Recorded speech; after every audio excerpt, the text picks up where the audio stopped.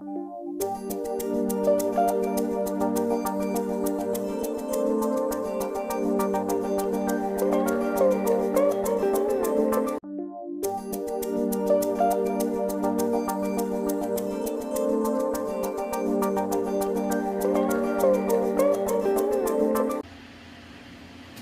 it's been a while since I've done one of these, hasn't it? Then again, it really wasn't my choice. Mostly it was my fault because I've been uploading so many videos that the latest that my power director that I used to put these videos up here was moving way too goddamn slow, and essentially I had to cut down on significant amounts of videos, and so that's why there wasn't as many Reviewing Network Talks About episodes since June. In fact, none at all. And I've been focused mostly on the Christmas and July videos I did in July, the 2 Thumbs Up documentary I did in August, and the September videos that I've been doing this month. So that's why I haven't done one of these since late June overall, but we are back, and I figure, you know what, the last 2 times I did a top 30 list to start the new season off, we've had to go out to a movie theater. I went to a nice one for the first year, and then I went to the world's worst one that collapsed on me literally the last day I did my worst movie of all time. So I figure for this year, why not just stay at home, sit back, relax, and talk about some of my favorite TV shows of all time.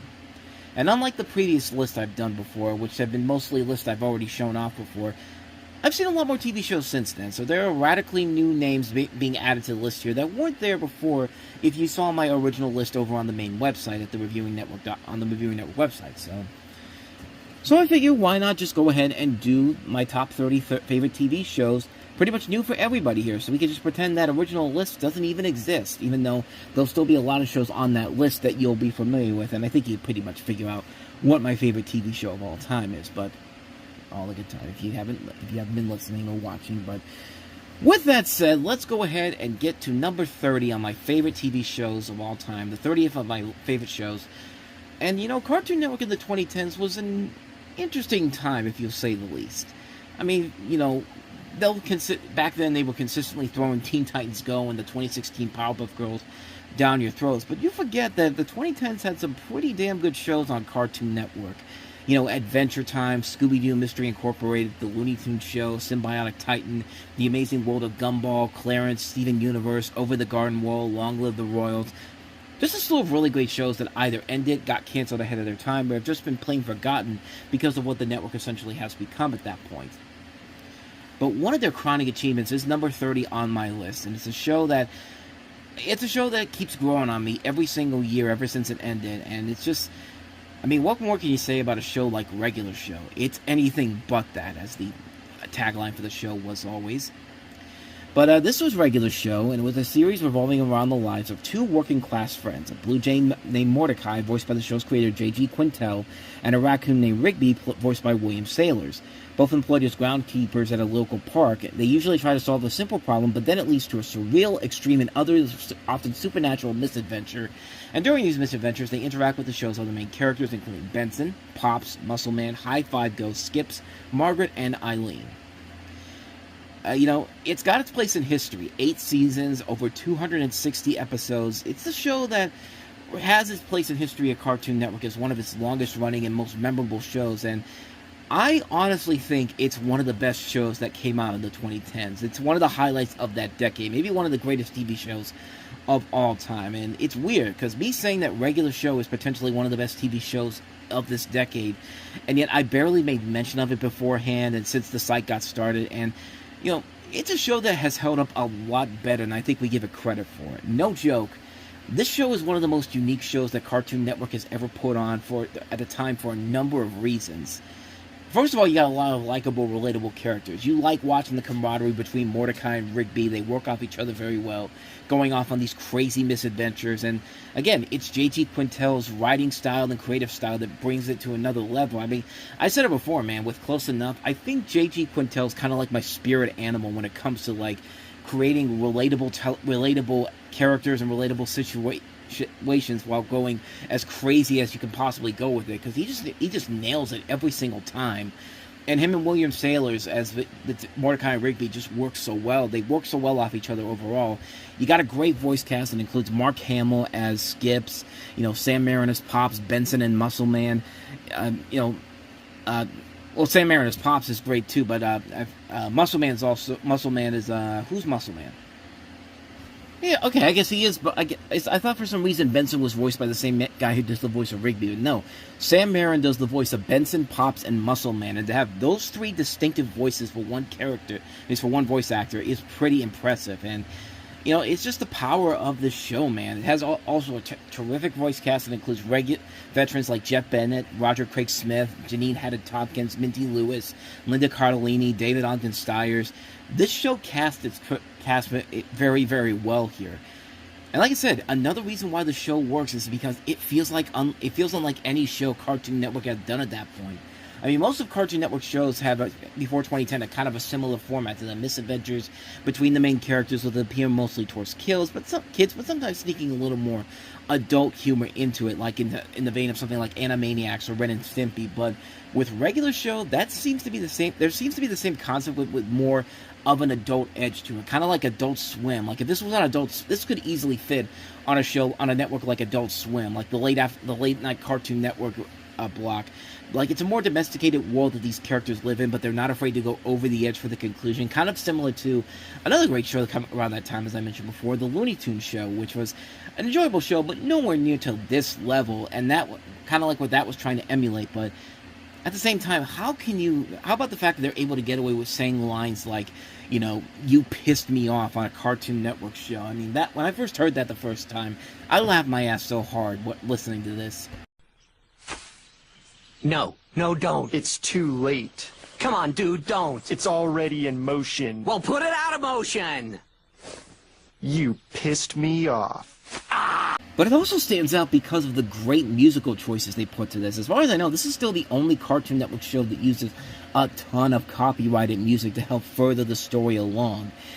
And it does help that most of the songs are from the 1980s, and I am such a sucker for that music of the time period, so it's already hooking me in on that reason alone. But other than that, the show just does such a great job of having the music connect to the story that is taking shape. And there's just so many great examples of that all throughout this.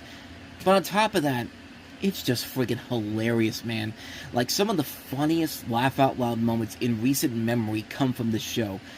The best one of all, the Death Punchies episode, with one of the funniest moments I have ever seen. It's early on, and just, you know, Rigby's talking about how, you know, Mordecai always beats him at Death Punchies, and they flash back to more, you know, how Rigby always gets beat by Death Punchies. And there's just one scene at the end of this montage that makes me laugh so goddamn hard every time I see it. Just watch for yourself. Dude, you don't beat anybody at Punchies. Yes, I do. No, you don't.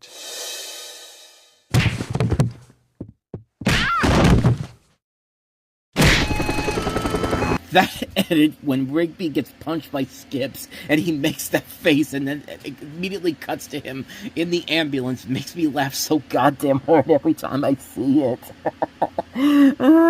It never gets old. I mean, that's the greatness about regular show. The surreal humor, the over-the-top antics that just manage to get a ton of laughs out of me every single time.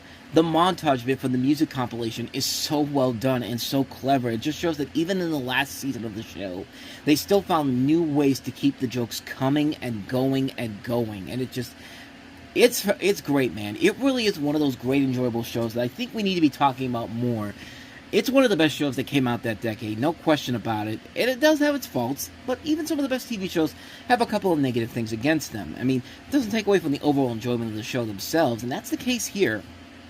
Regular show held up on its own very well over the course of its 8-season run, and while I don't think it never got the full appreciation that I think it more than deserved, it's a show that should be talked about more and more as one of the Cartoon Network's best shows overall. And J.G. Quintel, once again, you know, he knows what he's doing, man. That show he followed it up with, Close Enough, such a funny show that sadly you cannot find anywhere anymore because it was an HBO Max original, and of course HBO Max got rid of it, so now you have to really scramble to find all the episodes. But if you can find that show, watch it, because it's basically just regular show, except it's more adult, it's great, it's much more funnier, and it's more relevant because all the characters are humans in this. But like I said, it's really, really damn good. And like I said, find that show if you can find it out there. But But yeah, the regular show is one of those shows that gets better and better for me every single time I watch it. It's one of my favorite TV shows of all time.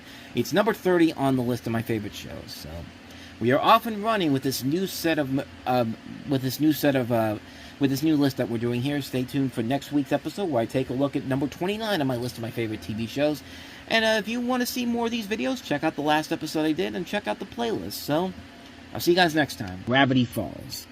Gravity Falls was a show that was on Disney Channel for about 2 seasons, spanning over the course of 4 years. It began in 2012, and then the 2 seasons spanned out between 2012 and 2016 when the show aired.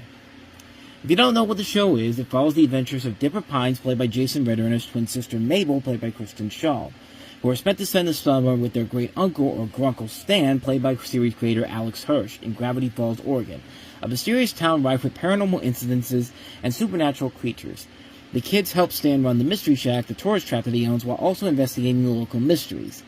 And as the show continues on, it gets deeper and more intense and just becomes this really fun, insane show that you would not think a corporation like Disney would ever put on, but they put it on, and boy, it was worth every minute of it. This was a show I got to very late on. I didn't catch the show until well around the time the show was coming to an end. I think actually the first episode I ever saw was honestly the last episode they ever did, which was such a good episode. And the show overall is just great. I mean, it's just such a fun, weird, over-the-top show, and just so keeps you invested with every single episode that happens. You get invested in all the characters. Jason Ritter and Kristen Schaal work off each other very well. Alex Hirsch does all these different characters. He's not just Grunkle Stan. He's also Seuss. I forgot who ran the Mystery Shack, but he also does the voice of Bill Cipher, the villain of the show, which we'll get to him in a minute because yeah, he is something else. But you also have Linda Cardellini, and then J.K. Simmons comes in later on as Grunkle Stan's brother, Stanford Pines. And the show is just such a ton of fun overall. I mean, it is such a great show that just has everything that comes together so well. The show just, like I said, it keeps you invested all the way through, and it keeps building as the show goes on. Like it starts off just like a normal, typical Disney Channel show, but then as time goes on, it does become something much more. It becomes its own unique little animal, and just really just works all the way across the board. I mean, everything builds up to the final episode, which is just such a great representation of how far everybody has come since then. The last episode of the show is so well done, from building up the tension, the drama, the comedy, the action, the animation, the music, all done very well. Everything gets wrapped up in a nice, even storyline. The main characters get their closures. The supporting characters get closures. The battle between Bill Cipher in the final battle was one of the most tense and action-packed climaxes you will ever see in your life. I mean, this thing is just so well handled on every single level. I mean, it's just such a great ending to this really great show that had so many great memorable characters, especially the main villain, Bill Cipher. I mean, Bill is just... he is something else, man, but in a good kind of way. Like a powerful demon that can be summoned and released in a person's mind. He's like a one-eyed yellow triangle with a top hat and a bow tie. And it just... he really is one of the coolest and most menacing villains of recent memory. He just has this simplistic look to him, but his motivations and plans are so demonically evil, and he has this over-the-top personality to him that makes him all the more badass at times. Like, he really is a big threat in this show, and he does show it in every single episode he's involved in. But, I mean, not much more I can really add to this that hasn't already been said, man. Gravity Falls is just a terrific, terrific show. Probably the last big, bold thing that Disney has ever done at that point in terms of their animated shows before they kind of stepped back from that a little bit. But, hey, it's a great show all around. One of the great Disney Channel shows ever made. One of the great Disney animated shows ever made, period, when you really think about it. But... yeah, Gravity Falls is great. I'm glad they never... honestly, I'm kind of glad it ended with the second season, because it really needed to end right where it did. I feel like if you tried to continue it, you probably would have overkilled it a little bit, but I'm glad Gravity Falls ended when it did. Ends it on a good note. Second is number 29 on my list of my favorite TV shows, Disney's Gravity Falls. Pretty much sum up my 28th favorite show of all time. It's pretty much any late-night talk show that Conan O'Brien has been involved in. We're talking about Late Night with Conan O'Brien, his brief, unfortunately brief Tonight Show run, and of course his TBS show Conan. And yeah, we could throw a lot of the other stuff that Conan's involved in, because, like I said before, Conan O'Brien is one of my favorite entertainers, if not my favorite entertainer out there, because after all these years, his comedy has not lost its touch at all. He is still very funny after all these years, and you know, it all began back in the day when he was coming out of Harvard and he was doing shows like Not Necessarily the News, and he was on Saturday Night Live and, of course, The Simpsons.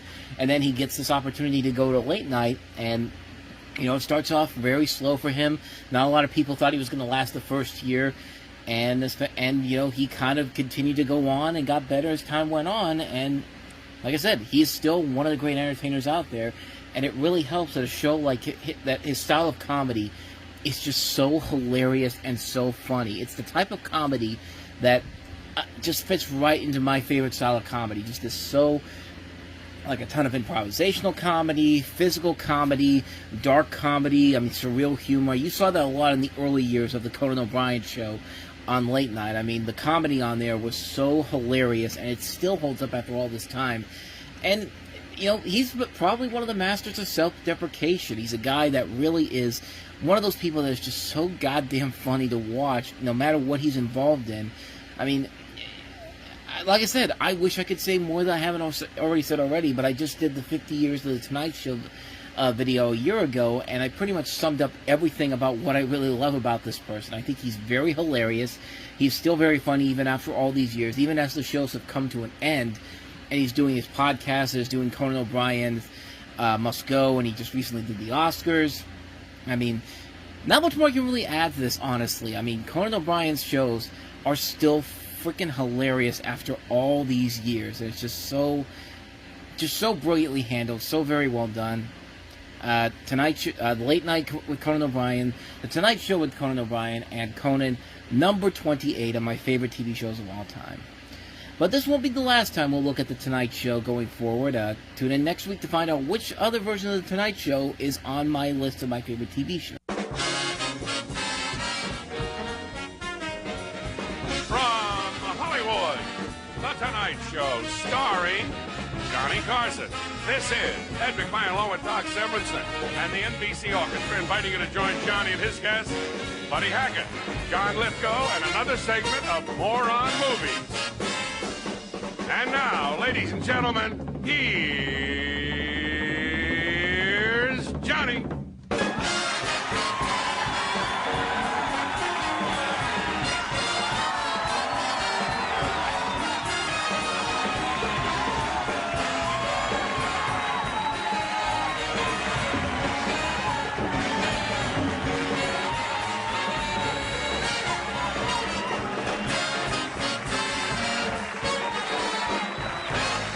I'm only doing this mostly because I went into great detail on my thoughts on Johnny Carson's Tonight Show run from the 50 Years of Tonight Show documentary I did last year. Want to go check that out? There's the link in the corner. But this was one of the game changers in television history. This is the show that helped to launch the standard format of the late night talk show. Johnny Carson's 30-year run on The Tonight Show featured a lot of the great Tonight Show moments, from comedy sketches, guests going out of control, many animal visits, and just amusing interviews from both celebrities and people with unique and strange talents or abilities. It wasn't just celebrities or authors. It was authors. You don't usually see a lot of them on TV as much, but sometimes you have politicians. Sometimes you would have just people that Johnny Carson found interesting. There's always those great moments. Specifically, there was one where Johnny had this woman on who collected all these potato chips that looked like different celebrities and different personalities. Like there was one where she had one of Yogi Bear, and there was a great bit where Ed McMahon's is next to her over at the desk, and Ed tells him to turn and look at this, and then Johnny Carson takes a chip and eats it, thinking that he ate one of the chips that he had, but no, it was actually a bowl of just regular chips that he had behind there. Stuff like that was very funny overall. And it's that's what late night TV I think has been mostly missing from the longest time. It's fun to make fun of the political world, especially nowadays, but you didn't really need to do a lot of that back then. You could just make fun of what was going on at the time and just have a good time watching a late night comedy show.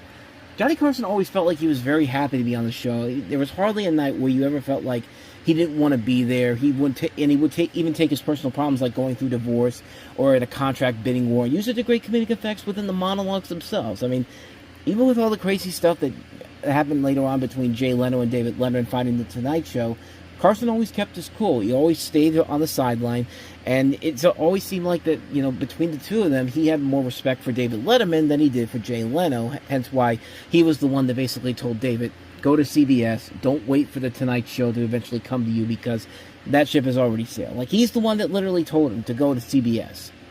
And, of course, he went on to do several episodes of David Letterman's show after that, and how actually contributed some of his comedy to David Letterman, and just how great shows how great the chemistry was between those two, even after Johnny Carson had left.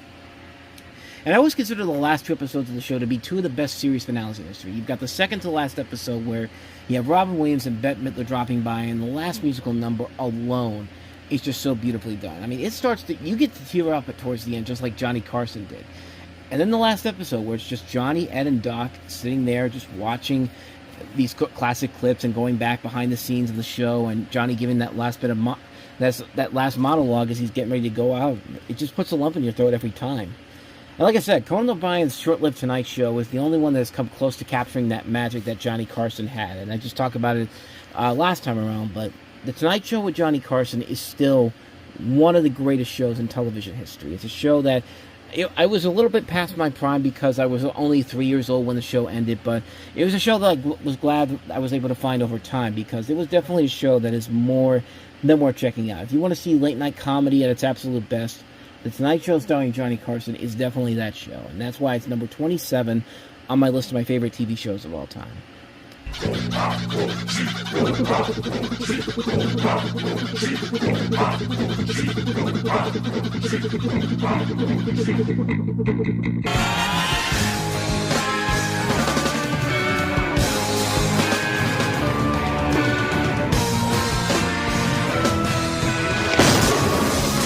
Dilbert, of course, is based off the popular comic strip that was around up until Scott Adams opened his big effing mouth. But in 1999, UPN gave Dilbert the animated series treatment and hoping to create another Simpsons-style hit for their network. You know, 1992 and 2000 saw a plethora of different animated series on the major broadcast networks, and hoping to do what Fox had found success with, and not just The Simpsons, but also King of the Hill.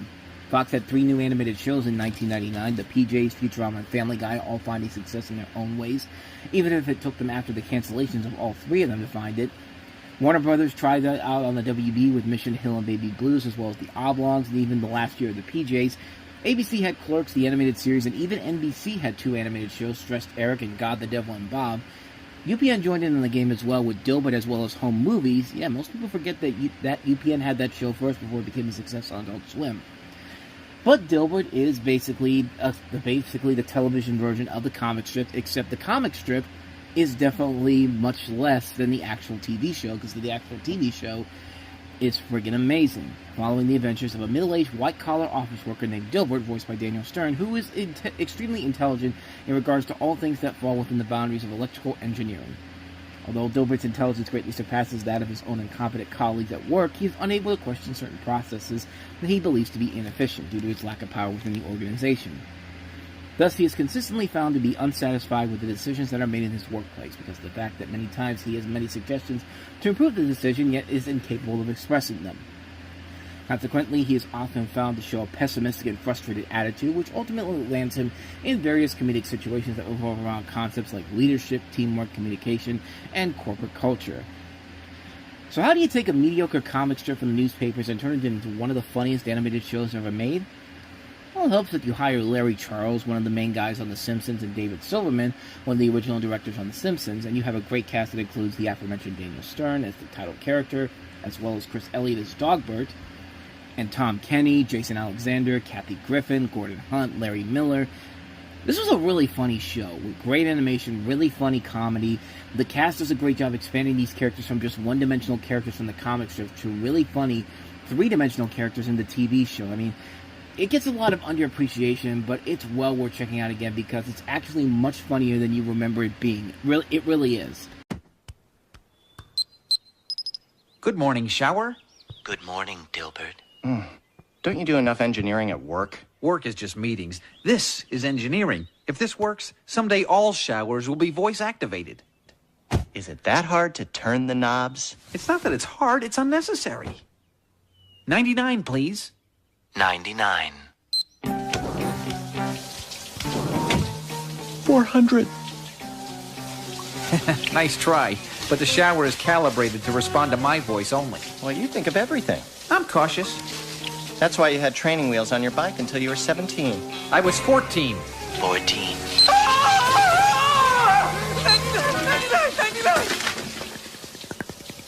Don't do that. Where'd you get the voice for that thing? Sounds like the computer from that stupid movie. What was it? Something, a Space Odyssey? It wasn't something, a Space Odyssey. It was 2001, a Space... On the plus side, you look very clean. I remember watching this when it was first coming on UPN for the first time. I thought it was funny enough, but nothing spectacular, but it's definitely a show that has aged well over time. It's hard to imagine that the show got funnier and funnier as the years go on. Not only does it get funnier and funnier, but you learn to appreciate the satirical, smart humor of workplace futility as it goes along. Computers all around the world link up to form a colossal super being.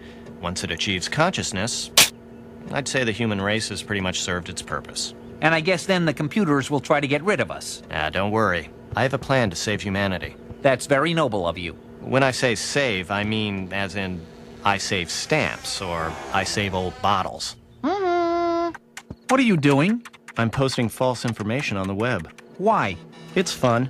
Someone picks up a strand of false information, spreads it around, and before you know it, a panic is created. Then you just sit back and watch the chaos. You buckled under the pressure, wuss.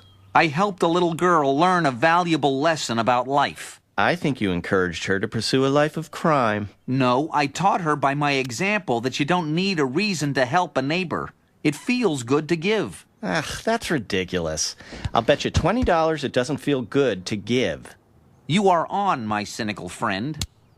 Okay. To settle the question, give me $40 and then tell me if it feels good. That wouldn't feel good. Okay. Then give me $20 because you lost the bet. Did I just make a bet that would cost me $20 whether I won or not? Yes. But you also got to help someone more fortunate than yourself. And as the series entered its second season, the animation got more crisper and better, and the jokes just kept coming and going and just made you laugh so hard. I mean, just when you thought UPN may have had a winner on their hands, they just went up and canceled it. According to Scott Adams back in 2006, he said simply it was on UPN, a network that few people watched because of some management screws between the first and second seasons. The time slot kept changing and we lost our viewers. We were also scheduled to follow the worst TV show ever made, Shasta McNasty. On TV, your viewership is 75% determined by how many people watch the show before yours. That killed us. Which is funny because 14 years after he said that, he claimed on Twitter that the show was canceled because he was white and UPN had decided to focus on an African-American audience and that he had been discriminated against. Once again, Scott Adams is not the smartest person in the world. I mean, he was back in the day, but yeah, he said some things that, yeah, you should be glad that his career's kind of over and done with here, but regardless of the show, instead of UPN pulling an NBC and keeping a critically acclaimed show on the network despite its low viewership and hoping that you could build the buzz around it, they pulled the plug and the series initially seen was another animated primetime misfire from the time period before eventually garnering its inevitable cult following. This is one of those shows that deserves to be up in the ranks of some of those great animated shows that got axed before their time, like The Critic, Sonic Sat AM, Mission Hill, Clerks, the animated series, and The PJs, just to name a few. It's a show that consistently gets funnier and funnier as it goes along and as time has gone on, more so than its source material did. It's just a great show from the voice work to the animation to the writing. It's a top-notch show. It's one of my all-time favorite TV shows. It's definitely worth a watch. And despite Scott Adams' recent comments and controversy he's gone through, I really hope people don't miss out on this show because it really is an underrated gem of a show. Definitely give it a shot. It's really worth a watch. Dilbert, my 26th favorite TV show of all time.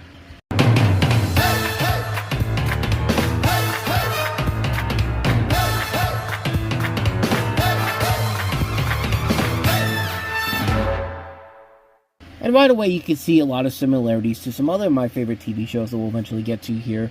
But this is a comedy, a family sitcom, which is set around this Three diverse but interrelated families set up and living in suburban Los Angeles. You have three different types of families: a nuclear family, a blended family, and a same-sex family. One of them is one of them. The patriarch of the family is Jay, played by Ed O'Neill from Married with Children, who marries a much younger woman, Gloria, played by Sofia Vergara. And this was back when they were really trying to push Sofia Vergara as kind of like the next big comedy star. They were putting on all these different TV shows, and it didn't really work out well. And this was really the big breakout for her, and eventually it led to her kind of establishing her career in general. But you also have a regular family in Claire Dunphy, played by Julie Bowen from Happy Gilmore, and you also have her husband Phil, played by Ty Burrell, who at that time the show was coming on, you had seen him in something like The Incredible Hulk. And also they have three kids of their own, played by Sarah Hyland, Ariel Winter, and Nolan Gold. And the final family, the same-sex couple, is Jay's son Mitchell, played by Jesse Tyler Ferguson, and his husband, played by Eric Stonestreet.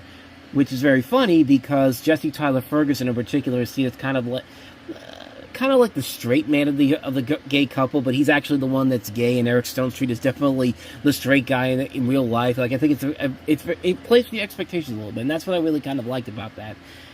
And I'm not gonna lie, the first couple of seasons overall, I really did enjoy. And yeah, I thought the third season was kind of not great overall, but like I said back in the day, like I thought, there was a time when people thought I actually hated the show. I never hated the show in general, but I felt like when it won its fourth Emmy in a row for Outstanding Comedy Series, I felt like there were much better shows that should have won that award in general. But that being said, I never really had any problems with the show whatsoever. In fact, far from it. I really do think this is a very funny show that actually did get better in the seasons that I completely missed out on. I mean, this is a show that I used to watch whenever I was working late at work, and we had a cable TV back in the break room, and Modern Family would be on Wednesday nights. And I figured I'll go on my break, watch this, and then get back to work after that. And then once the TV situation got changed over, and so did our break room situation, I didn't really catch up with the show as much as I usually did. And I kind of missed out on the last couple of seasons. And you know, it's been on TV the last couple of years. TBS has been putting it on there. So has Nickelodeon, I think, with Nick at Night. But I'm glad I got a chance to rewatch it again, because honestly, the show actually kind of finds its way back, starting with Season 7. The fact that everybody grows up in the 11 years that the show has been on the air, I think is very fascinating to watch, because at first you can't really tell. One of the great things about the first episode in general is that it does play, again, it plays with your expectations, because you follow these three different families, and it's not revealed until towards the end that they all are part of the same family in general. That's something I never caught on with me when the first time I saw it, but watching it again later on, you can definitely see the times when, okay, you can see where this is coming into play here. You can see why these two would be connected to the main family in general. And the great thing about the show is that they all have really solid characters that you do get behind. You do like every single one of these characters. There's not somebody that you think is kind of like a jerk or anything like that, or somebody that you don't really want to be attached to.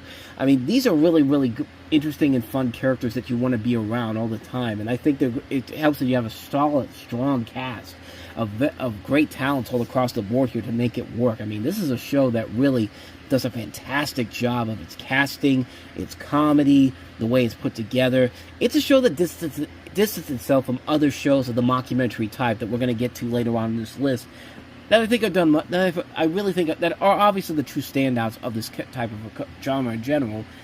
But like I said, man, as the series goes on, there is a little bit of a nice little reappraisal of it that you really look at in the last couple of seasons. Because like I said, I kind of stopped watching it regularly towards around seasons 5 and 6, not because of the show itself, but just because I just let it get past me overall, and I never really had the urge to go back and watch it again afterwards. But when the show finally came out on DVD, I had a chance to catch up with the final seasons. And I gotta say, man, the way the show wraps up is very well done. I like the fact that everybody does grow into these characters where you can buy them being related to these people. Like, for example, like, you know, the character, Julie Bowen's kids, Sarah Hyland and Ariel Winter.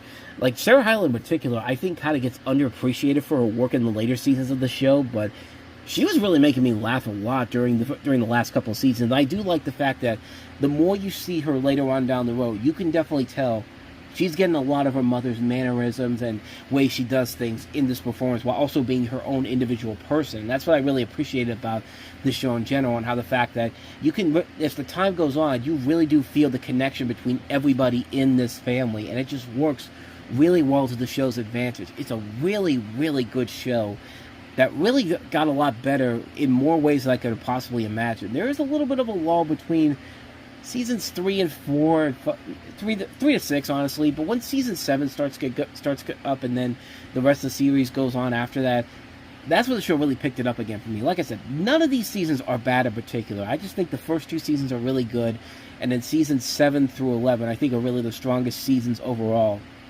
of the show. But regardless, a show that ran on for 11 years and never really felt like they missed a beat on any way, shape, or form. It's a show that still is really, really funny, even after all these years. It's very clever, really funny stuff. It's a really good show, and one I definitely recommend you go out and check this out again. Modern Family is one of my favorite comedies of all time. Number 25 on my list of my favorite TV shows of all time. Modern Family. At Acme University, we earn our Toon degree. The teaching staff's been giving laughs since 1933. We're tiny, we're toony, we're all a little loony. It's Tiny Toon Adventures, come and join the fun. And now our song is done. We're Animaniacs. We have pay-for-play contracts. We're zany to the max, there's baloney in our slacks. We're animating, totally insane. Here's the show's naming. Animaniacs, those are the facts. Now, I put both of these shows together in the same spot, mostly because they're very similar to one another, and I love both shows about the same. To me, these 2 shows were my Saturday morning in the 90s. I mean, I didn't watch these on Saturday morning, mostly because they were off of Fox Kids they were on Fox Kids when I was growing up, but most of my memories of watching both of these shows came from later viewings on Nickelodeon, because we didn't have Kids WB for a number of years after it started. I don't think we got the WB around here until probably 1999, maybe 99 or 2000, but I mean, I don't really think I need to tell you what these shows are. Tiny Toon Adventures essentially is following the adventures of a group of young cartoon characters who attend Acme University to become the next generation of characters from the Looney Tunes series. And then you have Animaniacs, which is essentially kind of a mix between Saturday Night Live mixed in with a lot of the same elements from Tiny Toon Adventures, where you have the Warner Brothers and the Warner sister, 3 characters that were seen as in this show as part of the original Looney Tunes group of characters, but unfortunately they were too loony for their own good, as they were essentially locked away in the studio's water tower, never to be released until they escaped. And essentially it's adventures with them, and it's essentially set up as a variety show with various skits featuring a large number of different characters, with the siblings as the main characters, and you also have a number of different characters, each memorable in their own way, shape, or form. And the animation in the show was heads above where most cartoons at the time were at. I mean, these were revolutionary shows, coming around the time when animation was in its second renaissance, thanks to the Disney success of The Little Mermaid. The comedy was heads above where the cartoons at the time were at, and above all, you could really see that the creative teams were very much in love with the old Looney Tunes cartoons, and paid homage, and also tried to create their own unique edge to the classic Looney Tunes cartoons in general. Animaniacs, where it was nothing but scenarios you would see in Looney Tunes cartoons, but done in a modern setting and done very cleverly well. They created both of these shows the same way they created the old Looney Tunes cartoons. They knew that kids were going to be the target audiences, but they made both shows so that adults would enjoy them too. There's a lot of great adult humor in these shows. I mean, everyone has their favorite Animaniacs adult humor jokes in there. I mean, probably one of the best ones is where they have to look for fingerprints, and Dot's just like, I found prints, and it's Prince right there, and then Yakko's just like, no, fingerprints, and then Prince just looks at Dot with this grin on his face, and he's just like, I can't believe they got away with that back in the day. Just like little stuff like that is really, really funny, but that's always been the secret of the old Looney Tunes cartoons. I'm very sure the team behind both of these shows were very aware of that, and they made those shows the way that we know the way they eventually were supposed to be. I mean, they had direct-to-video movies that came out afterwards, which were very good. How I Spent My Summer Vacation was really good, from Tiny Toons, and then we had Wacko's Wish. And this was these were shows that were funny back then, but have gotten so much more funnier and still are just as enjoyable as they are today. Even the reboots that they did for both of these shows are really good. Like, I really like the Animaniacs reboot that came out on Hulu a couple years ago. But I think the Tiny Toons University one is definitely a lot better, even though they do change some things around where, the big thing is that, Buster and Babs are no longer boyfriend and girlfriend like in the original show. Now they're brother and sister, which I admit I wasn't a fan of the change at first, but then when I saw what I did with it, I thought they actually did a pretty good job with it overall. I think I think it's definitely the best of the two reboots. I love both of them regardless. I mean, these shows were such a big part of my childhood. I mean, as a kid, I could not stop humming the theme songs to these shows. I mean, these were a huge part of my childhood. Every afternoon from school, I would come home and watch them, and they would still hold up after all these years later. It's been over 35 years since these shows started, and I still enjoy them even to this very day. They are still just as funny as they were before. They have stood the test of time. They remain incredibly funny. The animation is great. I dare anybody to not love Tiny Toon Adventures or Animaniacs. Number 24 on my list of my favorite TV shows of all time. Water. Earth. Fire. Air. Long ago, the four nations lived together in harmony. Then, everything changed when the Fire Nation attacked. Only the Avatar, master of all four elements, could stop them. But when the world needed him most, he vanished. 100 years passed and my brother and I discovered the new Avatar, an airbender named Aang. And although his airbending skills are great, he has a lot to learn before he's ready to save anyone. But I believe Aang can save the world.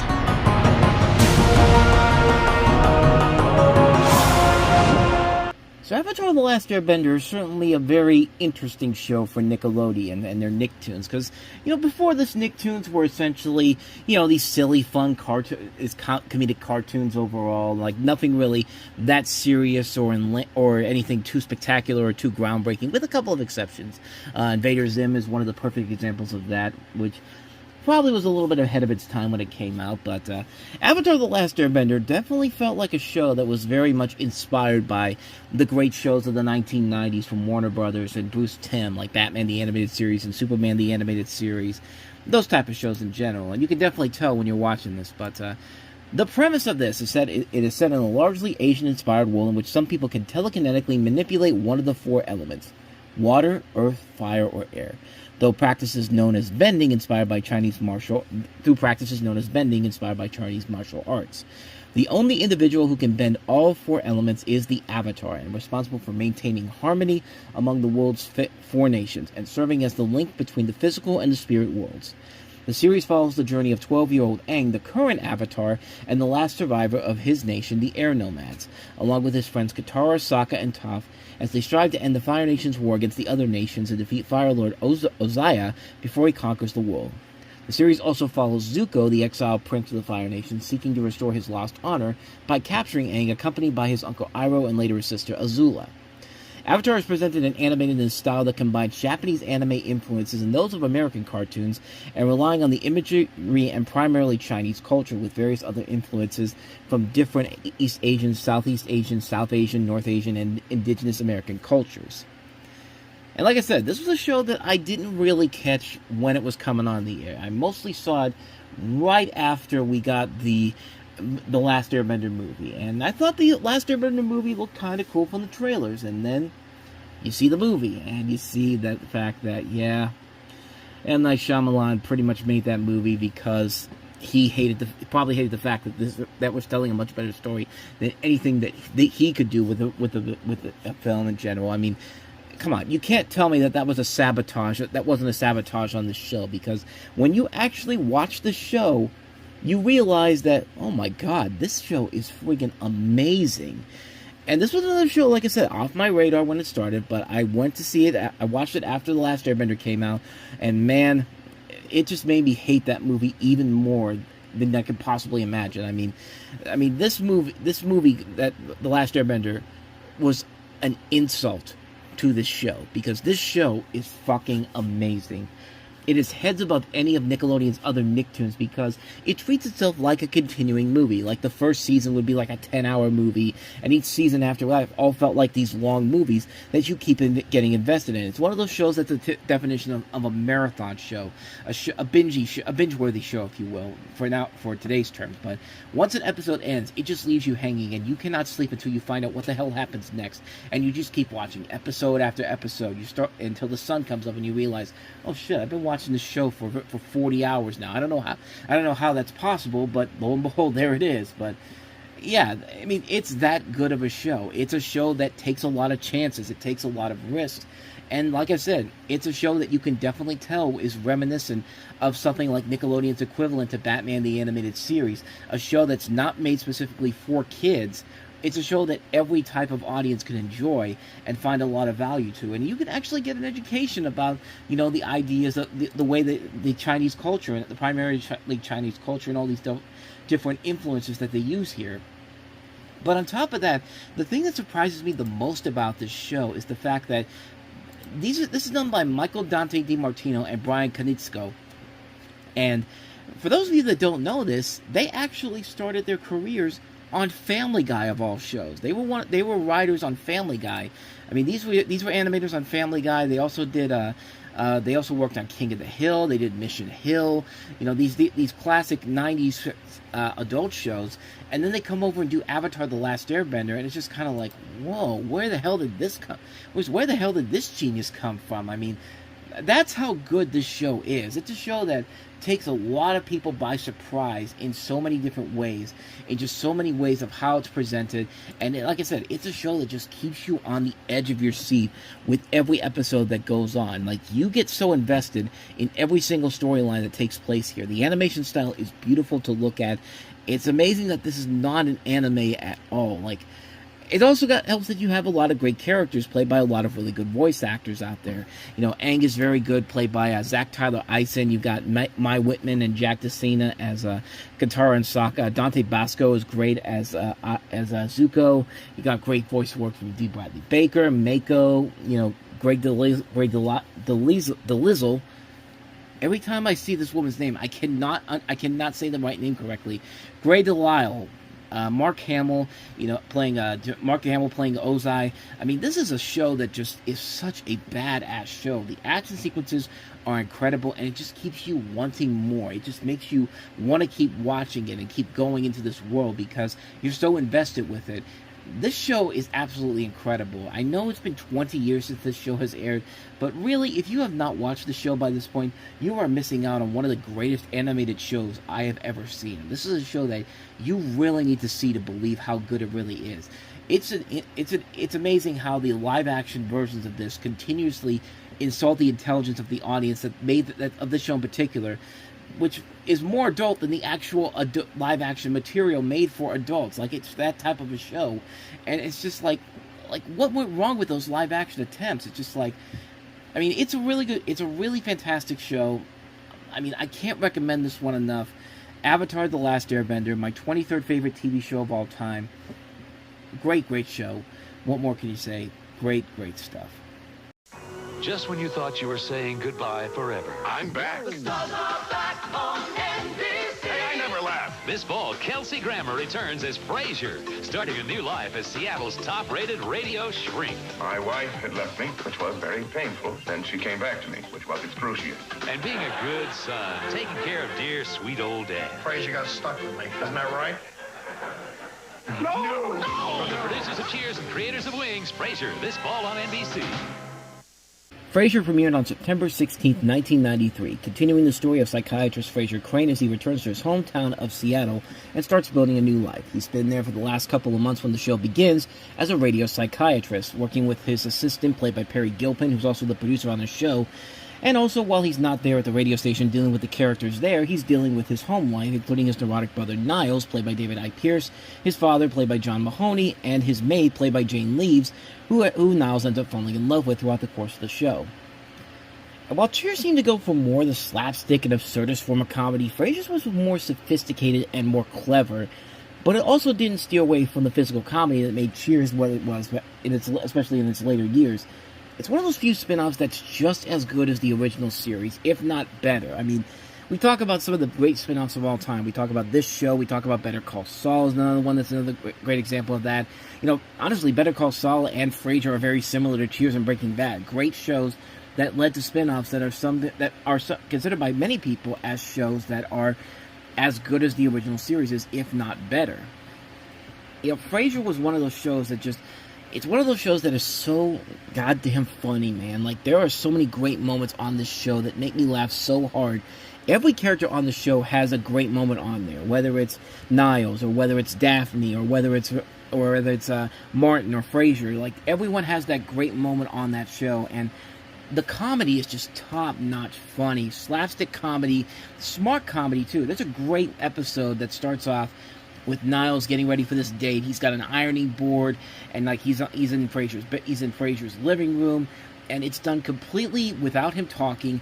And it really does feel like an old vaudeville slapstick comedy routine. And the build up of this just gets funnier and funnier and funnier. From, you know, getting a stain on the pants that he's wearing, to like setting Frasier's couch on fire, and just all these crazy shenanigans going on throughout the course of this one little bit that starts off this episode. It's just really, really, really damn funny stuff. And if I have to think of the best episode of the show, honestly, it has to be when Frasier buys the restaurant, and, you know, he has everybody out there. He's got all his friends, his family out there for the opening of this restaurant, and, you know, the restaurant staff walks out, and so Frasier has to get his friends and family involved in the back room, and it just leads to the most chaotic but funny bits of comedy ever. I mean, the moment when Daphne is, there's a part where Niles is trying to kill these eels, but he can't take them out of the tank because he's trying to kill them within the tank, and Daphne's just like, oh, for heaven's sake, just grabs one, just slaps it on the table, killing it dead. Like, that moment is still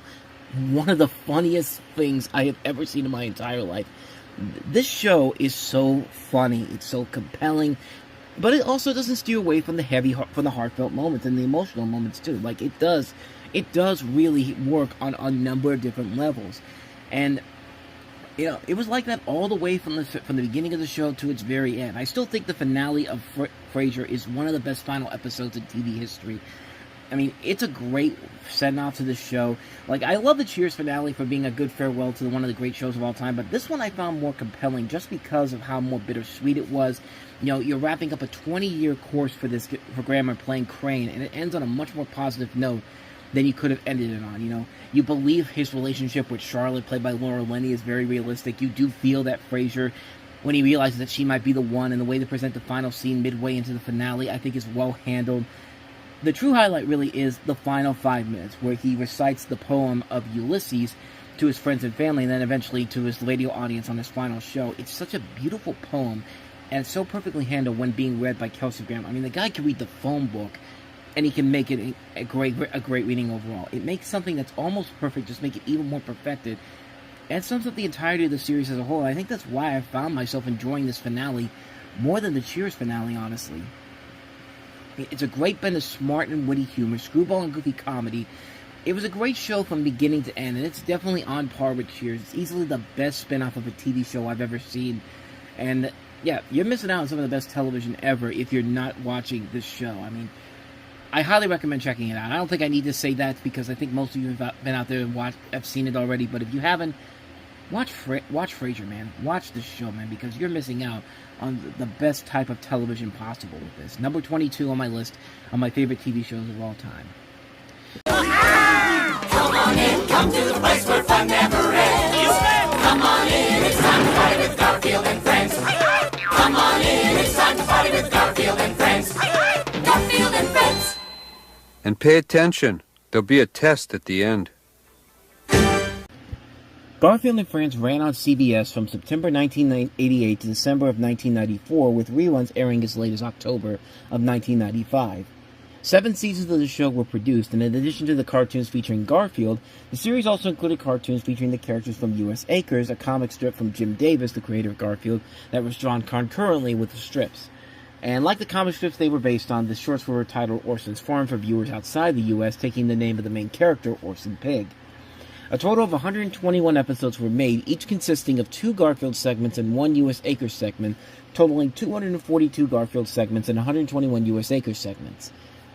Now, at first glance, Garfield and Friends looks like every other cartoon from that time period, but beneath that same level of style and humor that most other shows had, there was a sense that the comedic style was something different outside of most cartoons of the time, which led me to wonder, was this show a lot smarter than most 80s cartoons were? I mean, when you watched it, you get the sense that they weren't going for just predictable gags and cheap children's show humor. The comedy was very funny and very unique for the time. The chief guru behind the guiding force behind the show was comedy writer Mark Evanier, who had also co-created Grood the Wanderer and virtually wrote all the shorts by his admission. Because of this, the show had a markedly different style of humor than the previous specials or strips, where the specials and strips tended to focus more on character-based humor. Garfield and Friends frequently tended to be much wackier and admittedly more sophisticated in the veins of later cartoons such as the aforementioned Tiny Toon Adventures, Animaniacs, and Pinky and the Brain. Episodes were filled with puns and non sequiturs, often layered into complete obscurity. Running gags were frequent, though throughout every single shot. There'd be all these different things going on in the background, and they would even make fun of the network themselves, which was very unusual for a show in the 1980s. I mean, one of the best examples is when you had an episode of Garfield and Friends called Giant Radioactive Mutant Guppies, where Garfield and Norma were basically fighting off against these creatures, these sewer creatures, and they flushed them down the sewers, only to end up in this quickie from U.S. Acres, and they showed up back there, and then one of them is basically going like, hey, come on, guys, maybe we can go ahead and get on the Muppet Babies, which at the time was the show that followed Garfield and Friends after that. So, I mean, it's really, really clever stuff for the time. It was something that was done just a few years before shows that would make this the norm, like Tiny Toons, Animaniacs, Pinky and the Brain, did it, and that was very interesting overall. There's another great one where mistakes will happen. Is an episode where they talk about all the mistakes that people talk about behind the scenes. Like, the show was so good at creating satire in the best ways possible. Like, one of the best examples of that was the Buddy Bears, which are basically kind of like these characters who are supposed to be like the nice people, the nice guys and all that. They never disagreed with one another, and they were kind of the antithesis of the clown character that Garfield's a fan of, Binky the Clown. Even not really a fan of, because he's like the main centerpiece of Garfield's. Garfield watches him all the time, but even he all the time on there, whenever Binky shows up, is just kind of like trying to get rid of him or doing stuff like that. Even the Scream with Binky shorts that they used to do, but many episodes did tend to break the fourth wall a lot of times, and Garfield would frequently address the audience, often acknowledging that he is in fact in a cartoon. He'd read through a script to find out what was happening. There's another great example where, Garfield's trying to prevent a plane from crashing and asks the audience to check the TV listings to make sure this isn't the last episode or anything. Like, there's another short where he refuses to do the cartoon and says, "Go away, I'm not in this episode." And then, it's just these crazy things that were very different from what you were seeing back then. Another great example, there's a great two-part episode where, John falls in love with this Elvira-like horror hostess, and then, it's a two-part episode, so they're splitting it up into two segments in the same episode. So, there's the part where we get to the end of the first part where Garfield's just like, no, we got to stop what we're doing. Is because the cartoon's almost over, and said, and the thing just cuts to the end of the cartoon, and he goes straight into U.S. Acres, and then it comes back to the second part of the storyline. Like, that's a testament to the brilliant comedy style of the show.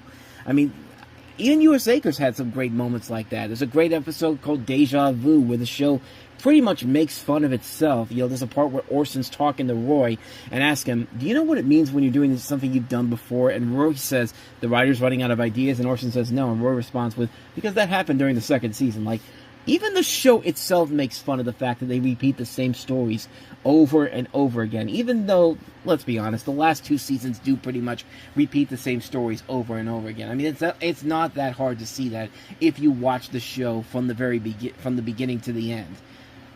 But yeah, it is sort of a precursor to the renaissance of cartoons we get from Warner Brothers with Tiny Toons, Animaniacs, Pinky and the Brain, even Freakazoid a little bit, and other shows that would use the style of comedy, but nobody ever really talked about this for the longest time. And when they did, it would mostly start off when Tiny Toons began, but this was 2 years before Tiny Toons started. Garfield and Friends is a great show that still holds up after all these years. The animation is still well done. The comedy is surprisingly very smart. They combine humor both kids and adults can relate to. It works very well. They also break the fourth wall long before Tiny Toons and Animaniacs did it. It's a great show. It's out there on DVD. It's out there in various forms. I advise you to seek this show out if you haven't seen it already. If you want a lot of really smart, very creative humor ahead of its time, definitely give Garfield and Friends another rewatch because, man, this show is really, really funny stuff. Number 21 of my favorite TV shows of all time, Garfield and Friends.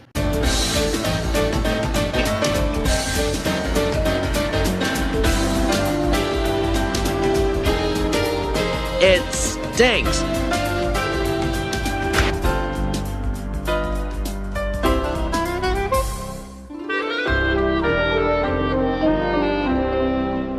This is a prime example of a great TV show canceled way too early. The Critic is one of those smart and funny animated comedy series that ABC was trying to copy the success of The Simpsons. I mean, everyone was doing it back in the early 90s. When The Simpsons became a hit, every network had to go out there and say, we need our own Simpsons. CBS had a couple attempts at it that failed miserably. ABC had their attempts to try to do it, but didn't work out. This was their first real success that they had, and then they completely dropped it altogether because it wasn't part of their lineup. And then Fox picked it up, and it seemed like it was a perfect pairing with The Simpsons and The Critic together on Sunday nights. And then Fox decided to get new brass people in there that didn't like the show, and essentially the show was quickly canceled. And it's a shame, man, because this is really a brilliant, brilliant show. Simple premise is that John Lovitz plays a film critic of played by Jay Sherman, who's a mix between, of course, the two biggest popular film critics at the time, Gene Siskel and Roger Ebert. And, he's in this role, he sees all these terrible movies, there's a whole bunch of parodies, but you also get the backstory of his life in New York, including his boss, characters involving his boss, Duke Phillips, and of course his hairstylist Doris, his adopted family played by with his sister played by Nancy Cartwright, and his parents played by Garrett Graham and Judith Ivey. They also have his son Marty played by Christine Cavanaugh, and then later on in the series they would add characters. They would add a new love interest to him, played by Park Overall from Empty Nest, with his daughter played by Lucy Taylor. And this is a show where it was a mix between making fun of the movies and also just having fun with a different kind of family comedy approach. This is kind of like a precursor to something like a Family Guy, if you will. And really, it's considered the launching pad for many of Hollywood's best-known writers and directors. People like Steve Levitan, who went on to go and create shows like Just Shoot Me and, of course, Modern Family. Judd Apatow went on to write and direct 40-Year-Old Virgin, Knocked Up and Funny People. He wrote on this show. I mean, there was a lot of people from The Simpsons involved here, of course, but this is a show that I quote all the time. There are so many lines of the show that are so goddamn quotable. It's up there with The Simpsons and Seinfeld as some of those shows that I quote all the time. And really, the biggest reason why this is my favorite, one of my favorite TV shows is that it really was one of the shows that inspired me to get to this point where I am today. I wanted to become a film reviewer, specifically from watching this show first, because I knew that this is what I wanted to do with my life: review movies at the same time, not going to the level of how Jay reviews his movies, hating nearly every film he's paid to review. But then again, when you're seeing stuff like, Rabbi P.I., Home Alone 5, where Kevin is left home alone at the age of 23, and stuff like Rebel Without a Cosby, all that type of stuff, you can see why he hates every movie he's paid to see. But this show is so funny in so many ways. It's a show that was way too ahead of its time, shouldn't have been canceled when it had, and I think a lot of people will agree with me that it really is one of the best and smartly written TV shows you've ever seen. And really, it's definitely something worth checking out, especially now since there is kind of a demand by the people who are behind the show to possibly get the show back on the air. And I would like to see him do that. I think this is one of those few reboots that I think could work in a new generational setting. Like, there's so much you can make fun of with the movies of today with this show and all these characters back. And really, if you give them the same mindset as this show did back in the day, this show could be absolutely hilarious if it comes back in full force. But that's something where we're just going to have to wait and see if that ever comes to fruition. But regardless, this show still is very funny after all these years. You can still find the 2 seasons out there. Seek this show out, people. If you love The Simpsons, you're going to love the hell out of The Critic. It is definitely one of the best animated shows ever, and it's number 20 on my favorite TV shows of all time.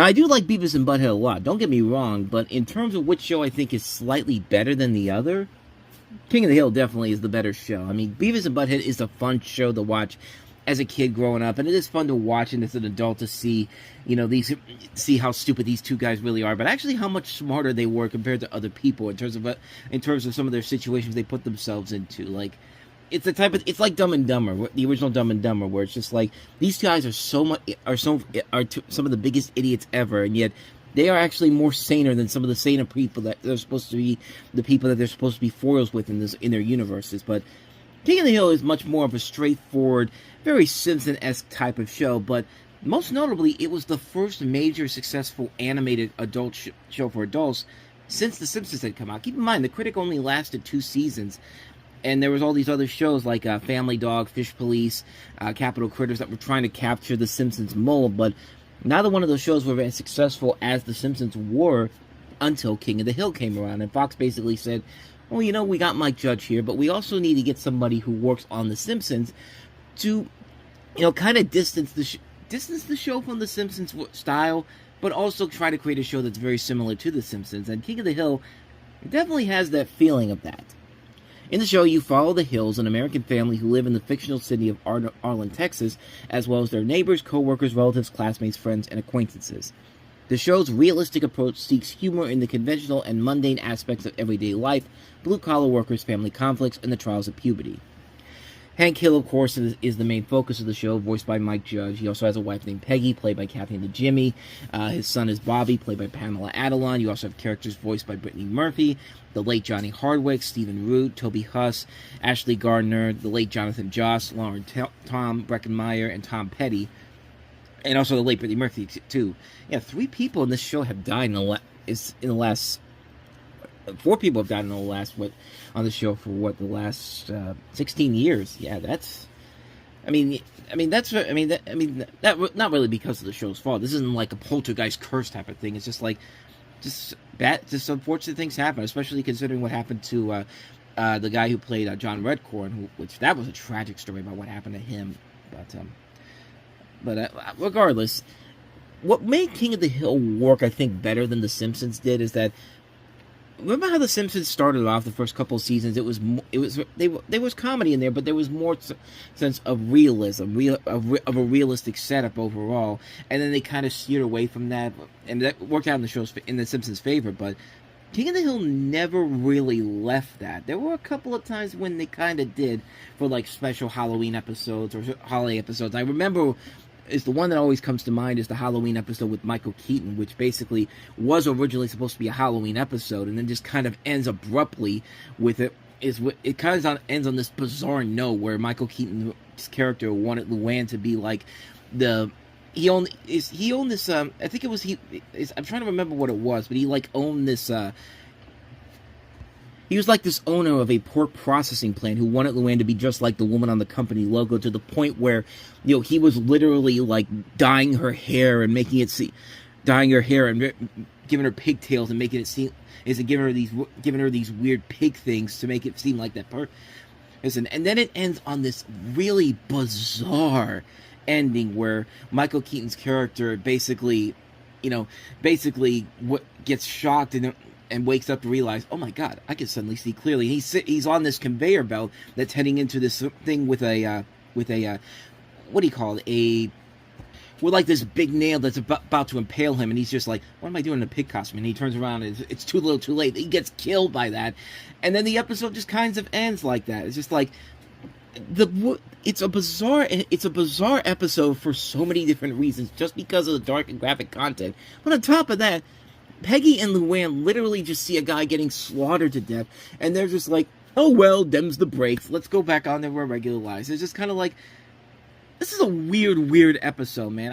I should do a whole video just on this episode alone, but there are other people out there who have done it so much better. I mean, granted, yeah, it was supposed to be a non-canon Halloween episode like the Treehouse of Horror episodes, but still, like, this is really, really odd stuff, but again, there are videos out there that probably would explain it better than I do, but in terms of the show itself, though, what made King of the Hill great was that it was a slice of life, realistic setting that The Simpsons had early on, but King of the Hill did it for most of the entire show. you did get behind the characters a lot in this. Everybody in here plays their parts very well here. Mike Judge is great playing Hank, and he's also Boomhauer as well. And the great thing about Hank is that he's a conservative person, but he's not afraid to open up to new things in general here, especially when he sees the things around him in particular that gets him wild up and realizes that he has to really think about his overall opinions and everything. Like, the one that always sticks out to me is when, we had the 2000 election, and then there was an episode where, Bobby had saved, I think he saved like a pig at a fair, and he goes to, and they get invited to the George Bush estate, because this was like a very powerful pig that he was involved in, and, Hank is all in on George Bush, and then when he meets him, he shakes his hand, and Hank suddenly realizes that something is off here, and then when George Bush goes away, Peggy asks him, Hank, what's wrong? And he's just like, oh my God, his handshake, it's limp. And then the rest of the episode is basically him figuring out whether or not he should vote for the guy or not. And it isn't one of those, choose your own ending situations here. But knowing Hank, he probably did vote for Bush in the end. Here's the thing about what makes Hank Hill such a great character is that, like I said, he's a conservative, but he's somebody who is open to new ideas if he finds himself in that situation in general. But, one of my favorite episodes is when, Dale, who's like the conspiracy theorist guy on the show, realizes that, he's been lied to all this time because of the Warren G. I think it's the Warren G. Harding report. The Warren Commission report, not the Warren G. Harding report. So he reads it, and he finds that, and he sees things that goes against everything he believes in, and all of a sudden he goes from becoming a government-hating conspiracy theorist to loving the government, and it's Hank the one who is having trouble with the government because they keep making the mistake of calling him a woman on his driver's license, and there's a big part of the episode where, Dale's going so crazy to get Hank to believe in the power of America that he literally paints the flag on his roof, and he's so pissed off at Dale is because of this, because Dale literally calls the FBI on him, and it's just like, that's what makes Hank that's what makes Hank such a great character overall in the series overall. That he is what he is, but he is willing to learn from his mistakes a lot during the show. Bobby is a great character too, because the whole thing about him is that boy ain't right, but when you watch Bobby, Bobby is a great character because he evolves as the show goes along. He's not just the typical son character like a Bart Simpson or Chris Griffin or somebody like that. But no, he's a character that does evolve as the series goes on. He does take chances. He doesn't have mistakes. He does mistakes and he learns from those mistakes. But he's not He's not afraid He's not afraid to do his own thing. Like, there's a great episode where he dates a vegan played by Sarah Michelle Gellar, and he dumps him, and she dumps him, and they go out to this steak restaurant, and, she's there, and they have this thing where, you can eat this, I think it's like a 20-pound steak or something like that, if you can eat that in a couple, it's one of those types of things we've seen before in other shows, like The Simpsons did it, where, you eat this 20-pound steak, and, Bobby says, I'll do it, and he does it despite the vegan, and, yeah, you give him a lot of credit for, because, he'll do these things, and he's not afraid to prove to somebody that you made a big mistake. I like his relationship with Connie throughout the show. I do like they have a nice chemistry together as not just a couple, but also friends. Joseph's pretty good in the show. Luann is really fun on the show too. She's the typical not so smart person, but you do care about these people. The thing about the show is you do care about every single person on this show, regardless of their situations. You do get behind Peggy, even though she can come off as some kind of self-absorbed. You do get behind somebody like a Bill, who is so distraught over his divorce from his wife. There's a fantastic Christmas episode where he's on the cusp of killing himself, and then at some point he just decides, I'm going to become my ex-wife, and Hank has to dress up in a dress and basically tell him, I am Lenore, and I'm telling you to get your shit over with. Not like that, but it's like the dialogue on the show is really good. Bill has some great episodes, not just that one, but there's a great episode where Bill is pissed off at Boomhauer for stealing the girl that he was going to ask out on a date, and at the end of the episode, when Boomhauer gets dumped by this person, it's Bill that has to be the one that tells him to snap out of it and get back to your life, man. And I'm kind of like cliff noting this whole thing, but you really need to watch the show for yourself to really appreciate the value of the show. This show ran for 13 seasons on Fox, and nearly every season was a winner. I mean, there was a couple of episodes that weren't that strong, but the show was pretty good in its initial run. And we just had this past summer the reboot, which I think really is, it's really one of those great reboots in history. I mean, this is a fantastic reboot of the show. It's been 15 years since we've seen The Hills, and it really does feel like nothing on the show has changed. The feel of the show has not changed a beat. The voice acting can be somewhat distracting at times once you get around it, but, you know, I think it does play very well. Toby Huss has now replaced Dale, has now replaced Johnny Hardwick as Dale, and I think it's okay. You get used to it pretty quickly. Ronnie Chang is doing the voice of Khan in this. And yeah, some people didn't like him at first, but it was just one episode, and I thought it worked okay. What's great about the show is the evolution of Bobby Hill. He's a very fascinating person to watch as a 21-year-old operating his own restaurant and doing things his own way. The progression with him throughout the season is great to watch. I do like that he and Hank bond closer as father and son, even though their views of the modern world will always be different. I like the chemistry I like that Bobby still is a ladies' man, and yet he and Connie still have that great chemistry they had in the original series. It's like they never lost a beat with that. And, you know, the first episode of that show alone really set the tone for the rest of the show in general here. It's like everything has aged, but Hank and Peggy have not changed their ways of their characters and their way with it's in the end of the show with their meaning that they're willing to adapt to the changing world. Like, the end of the first episode of the reboot is basically them, you know, Hank and Peggy had been away in Saudi Arabia for several years because of a thing with the, I think it was a thing with the, if I remember right, I think it was something with Strickland propane or something like that, but I could be wrong on that, but, you know, they want to move back there because they can't feel like they can't handle the changing world, so they go to the Megalomart and see Girl Scout cookies being sold out in front, and Hank asks if hey, do you have Samoas? But they're renamed Caramel Delights because it's most respectful to the people from Samoa, and Hank is like, that's a good change, and the girl said, it's nice to be nice. That moment right there really said to me, King of the Hill was back and in good hands, and especially in the world we're living in today, we need it now more than ever, man. King of the Hill is one of those great shows, and just the fact that this season alone really set the tone for something that is desperately needed in the world right now with the way the world has been going around. Like, it's great to have the show back overall because the show has not lost a beat so far, and it really is one of those shows that is just so damn good. I mean, yeah, Beavis and Butthead is the one that probably makes the most money for Mike Judge and is probably the more fun of the shows, but as a grown-up kid, as a kid you love Beavis and Butthead, but as a grown-up you learn to appreciate King of the Hill more and more as time goes on. Just a fantastic show. I wish I could delve more into this, but I'm already at 13 minutes worth of talking on this, but King of the Hill really is one of the best shows I've ever seen. Number 19 on my list of my favorite TV shows of all time. I would say see it if you haven't seen it already, but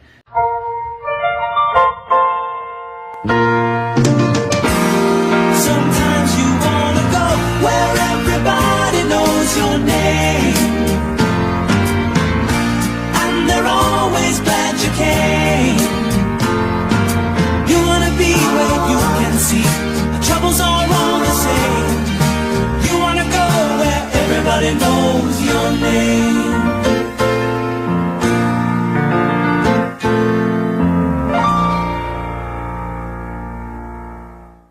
yeah, possibly the greatest thing, not even possibly, the greatest thing to come out of Boston. Suck it, Boston Tea Party. Suck it, Boston Celtics. Suck it, Red Sox.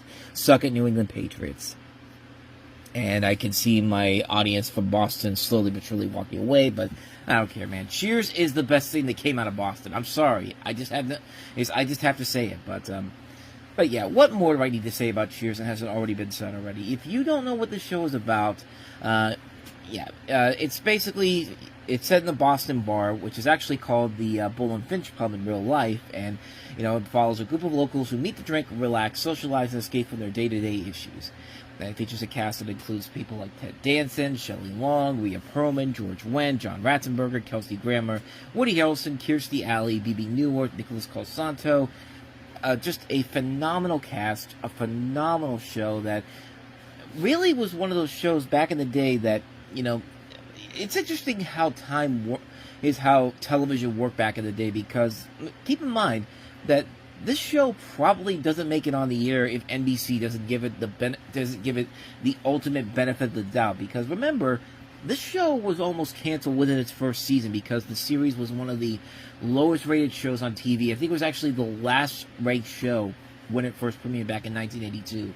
But they kept it on the air, and sure enough, it ended up winning multiple Emmy Awards. It ended up getting better time slot positioning. NBC put more time and effort to get the word out there, and they built a great lineup around it, which eventually led to the creation of the must-see TV lineup. And of course, you have a lineup that included the Cosby Show, the Family Ties, Night Court, Hill Street Blues, and from that point on, Cheers went on to become the blockbuster hit that it was, to the point that when it ended in 1993, it was still the most watched show one of the most watched shows on TV. So really, they could have kept going with it if they really wanted to, but 11 seasons, and it really turned out to be one of the great TV shows of all time. And like I said, man, there's really not much more to explain why that is. I think everybody that's watched Cheers knows exactly what makes Cheers so special. It's because you have this great camaraderie of characters. You got these great set bits of comedy, great slapstick comedy at times. And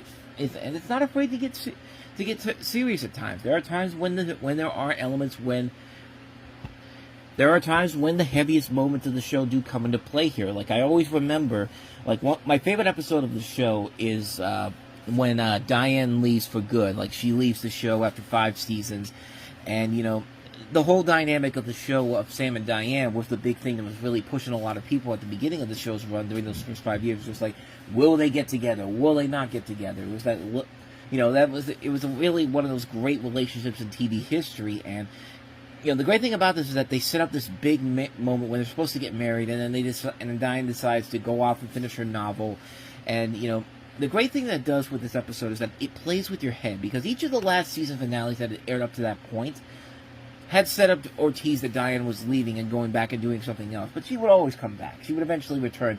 And what I like in this one is that they do the complete opposite. They make it seem like this isn't Diane's last time she'll be on the show, with her telling Sam that she'll be back in 6 months, because we had seen this done before at this point. But the fact that they were really saying it and just letting it build up, that this is really setting up to be the last time we're going to see these two together. And I like the fact that, it's a well-done scene. It just works so well, not just for the fact that Ted Danson and Shelley Long are just great actors, but the fact that it ends on this great little side subplot where, not little side plot, like a little alternate universe where Sam and Diane did actually get married and gotten old together, and it's a nicely done scene. You forget that this show is not only really funny, but it's also really a great show where it can really tug at your heartstrings. It's at a time that you don't really expect it.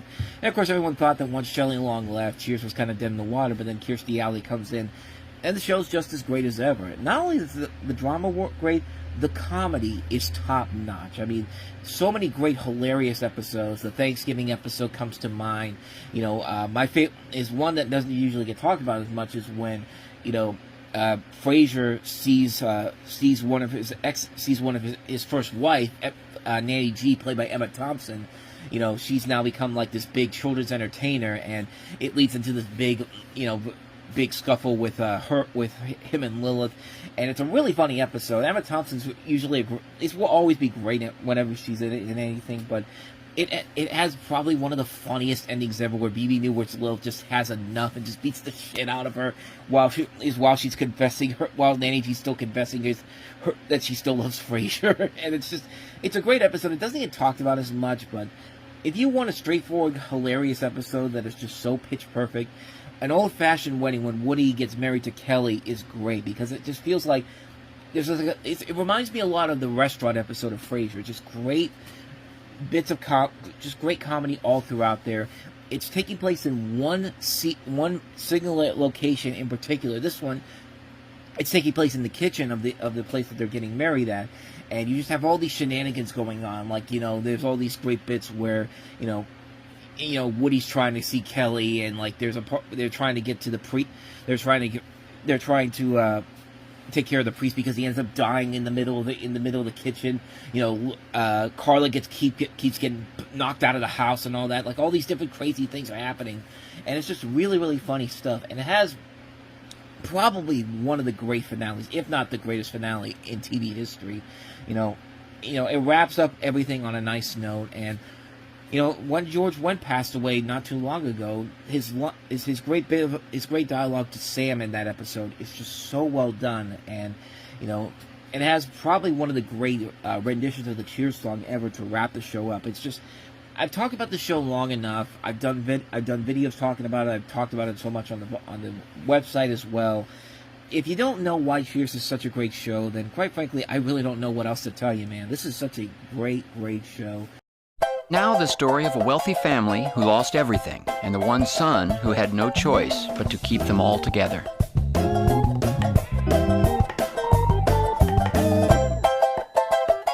It's Arrested Development. Now, when I say the most underappreciated show in TV history, I'm not talking about with critics overall. In fact, critics were very receptive to the show from the get-go early on, but I'm mostly talking about from the TV viewer perspective, in terms of the fact that it never got the best ratings. It always kept getting shuffled around to these time slots where it couldn't do well. I mean, they even put it behind The Simpsons in its second season, and it didn't really do anything, and they moved it over to Monday night in its final season, where it could never find an audience for it. But, nevertheless, though, the reception to Arrested Development has definitely been there overall from the very beginning, and it was kind of ahead of its time. This was before we got shows like The Office and Modern Family, which kind of had a similar setup to it, not really with the whole documentary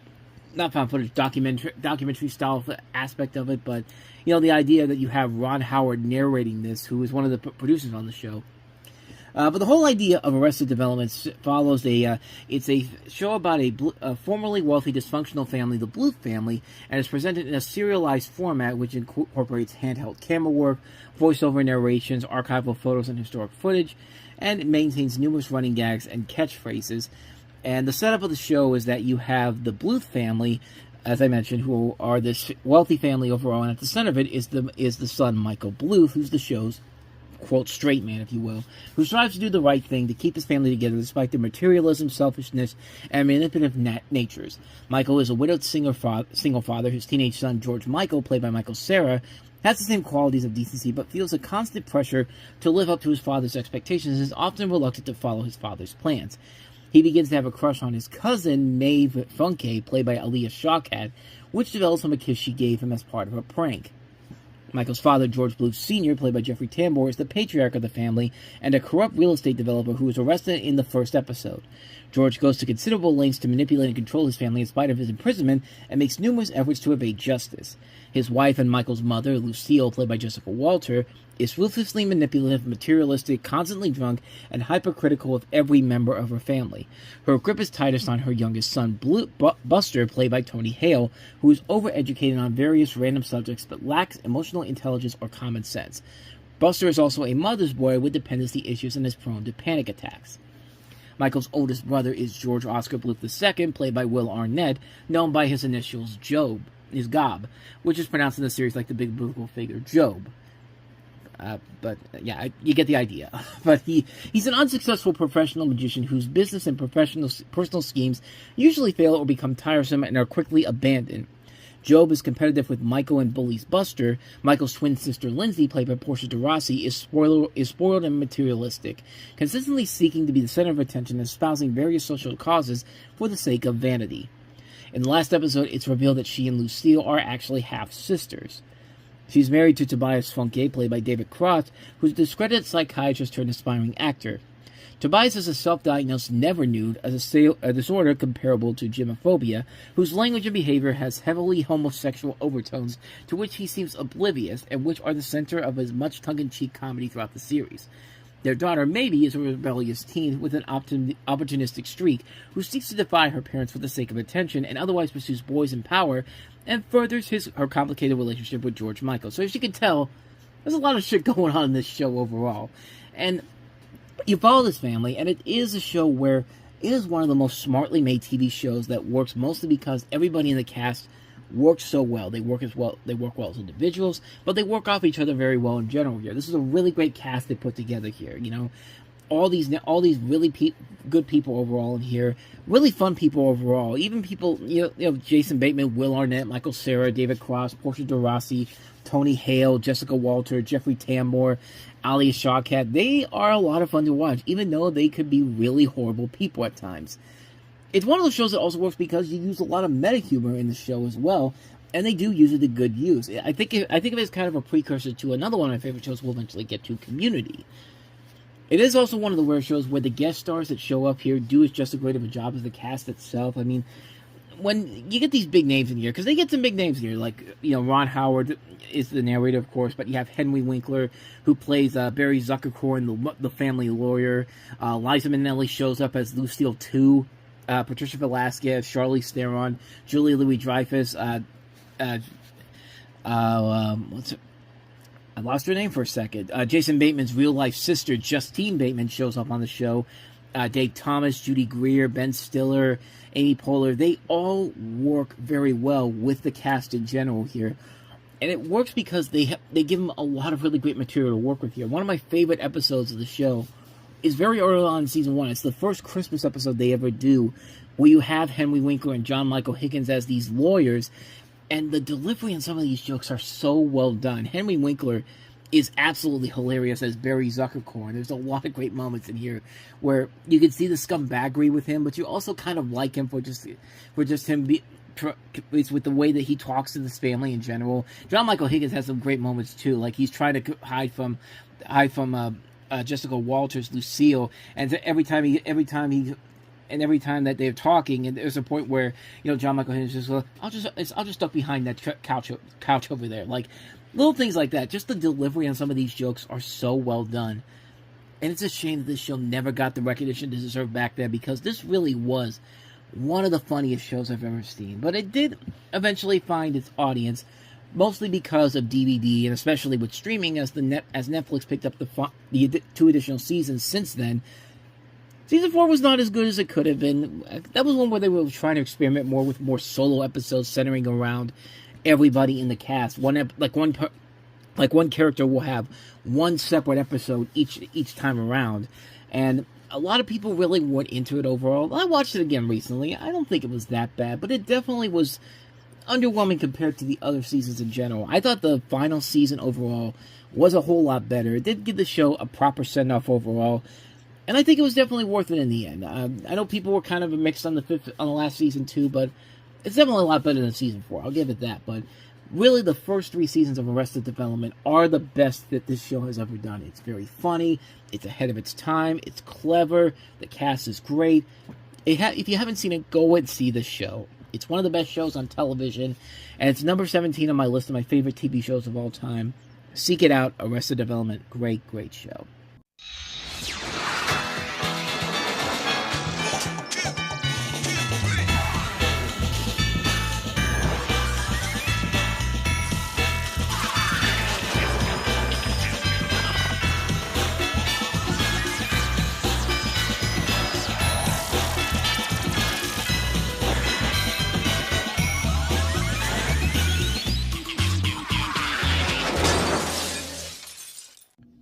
Not only is it from Fox, but it's also created by the same people that gave us The Simpsons, of course.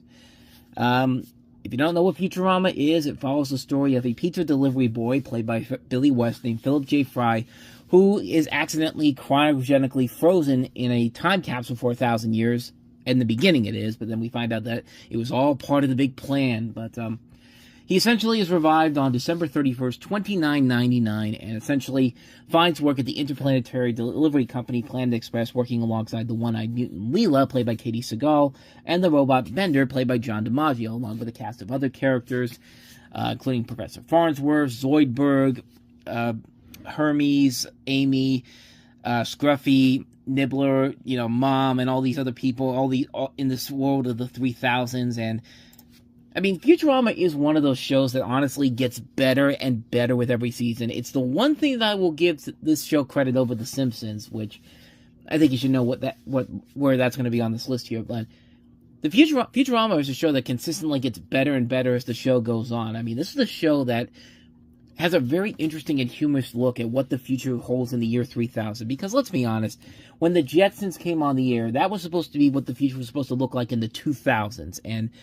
yeah, needless to say, we didn't get the flying cars. We still don't have houses way up in the sky, you know, that type of stuff and all that. But the fact that they're doing this now, they're doing this with Futurama and touring in the year 3000, gives them a lot of range to pretty much do whatever they want to do, because they now have 1,000 years to decide to change and you can change the whole dynamic as the world in the current era changes as well. Like, in the beginning of the show, there's no people on cell phones like there are nowadays. There's no people that have, like, social media and all that type of stuff. But, I mean, it's interesting how Futurama does it, because it takes a look at what the future will hold in the year 3000, and it also has a lot of great characters to work with. They do a lot of good jobs of giving nods to The Simpsons. I mean, early on in the show, definitely.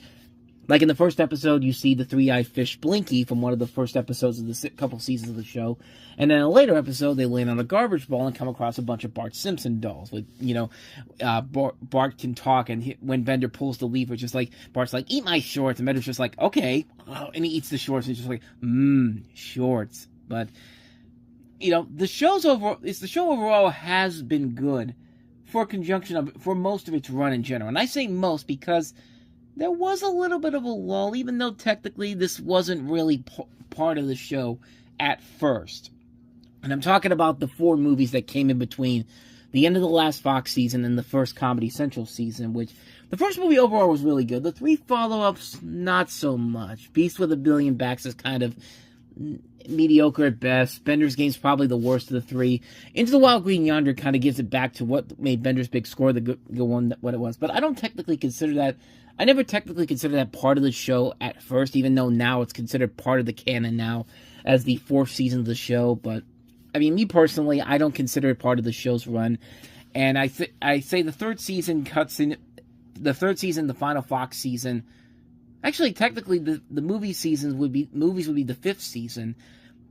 You get the idea. I think you get the idea. Futurama's you think Futurama hits its peak right around that first 4 seasons on Fox, and then all of a sudden, because they're on Comedy Central, they have more free range to pretty much do whatever they want to do. It's because Comedy Central, of course, doesn't have broadcast standards in front of them. I mean, they still have to follow guidelines, of course, but it's kind of like with American Dad. When that moved to TBS, you could tell that TBS gave them free range to pretty much do whatever they want with American Dad, which actually made it much funnier. There's been a lot of the show's best episodes from American Dad has come from the TBS era.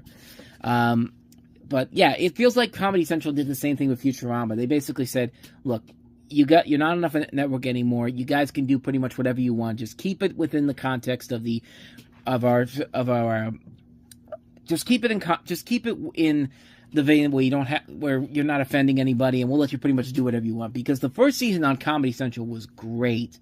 Some of the episodes of that were some of the best the show has ever had. I mean, even in the last episodes of the Comedy Central run, they put some of their best stuff together, because this show wasn't just funny. Kind of like with King of the Hill, it wasn't just funny, but it could also be very heartfelt at times. They had some really good episodes in that last few years of the Comedy Central run that every time you watch it, it just really you start to get teary-eyed too. Like, it really is. This show does a very good job of not only being funny, but also being emotional. There's a great episode where, you know, everyone's here. The world's going to come to an end, and they have to figure out the specific noise that keeps coming out. And so, Fries essentially have to go back in time to the night he got frozen. And he wants to talk to his mother, and everyone eventually follows him into this timeline where they basically tell him, like, you can't keep doing this because you weren't around when you didn't have the time to talk to your mother because you left before you got frozen. And so they complete the mission, and then at the end of the episode, you know, Fry finally gets a chance to see his mother, and you think he's back in a time before he got frozen, but then they announce the results of the Rose Bowl for 2000, and Fry realizes that he didn't see that game because it took place after he was frozen. And so because of what he did, Nibbler essentially tells him, you know, this isn't your dream, it's your mother's dream. And so so they get a chance they get ready to talk, and you don't really hear them actually talking all that. They play this great music number in the middle, and it just works really well.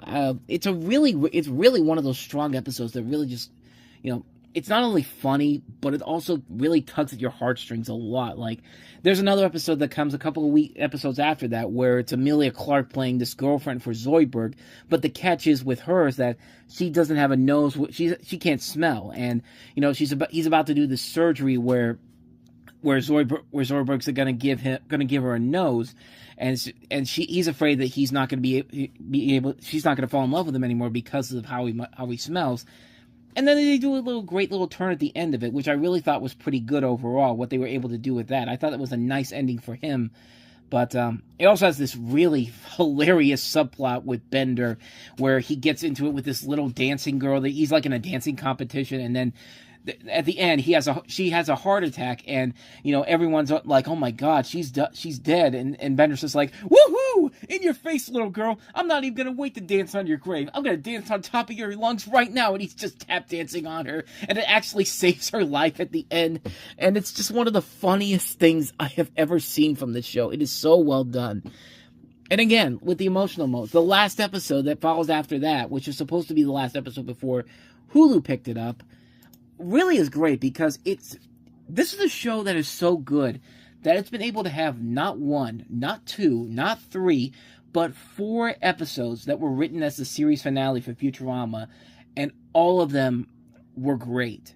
Every one of them was really good, and they really did a great job of essentially, you know, keeping the show afloat, and never feel, even though these were the end of the show, they always felt like the next episode was something that they could continue on doing over and over again, and it never feels like you're losing out on anything. I mean, that's the great thing about Futurama. It's a show that really does surprise you in so many ways, tugging at your heartstrings, making you laugh really hard, essentially just being really, really funny all across the board, and continuing to be as good as it's been ever since its very beginning. This is one of the shows that has been so consistent every single year. Every new episode every season has a great episode that they've done. Even the Hulu run that they've done recently has had at least one or two really good episodes, really great episodes. A lot of them have been really good, but I mean, Futurama really is an amazing show. It's one of those shows that makes you laugh and takes you by surprise with nearly almost every episode. You can tell that they're putting their time and effort to make the show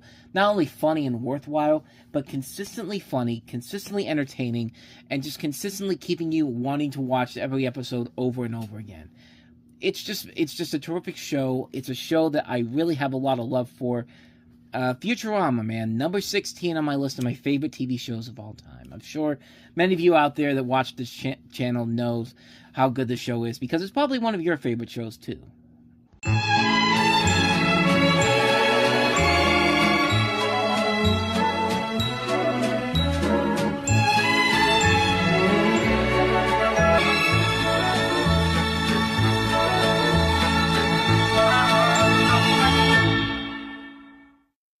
What's interesting about a show like It's Always Sunny in Philadelphia was that you got to go back to 2005 when FX was branching out with their original content. They had just premiered The Shield about 3 years prior, and then Nip Tuck came around, and they were branching out from dramas to comedies. And they had 2 comedies that they had premiering at the same time.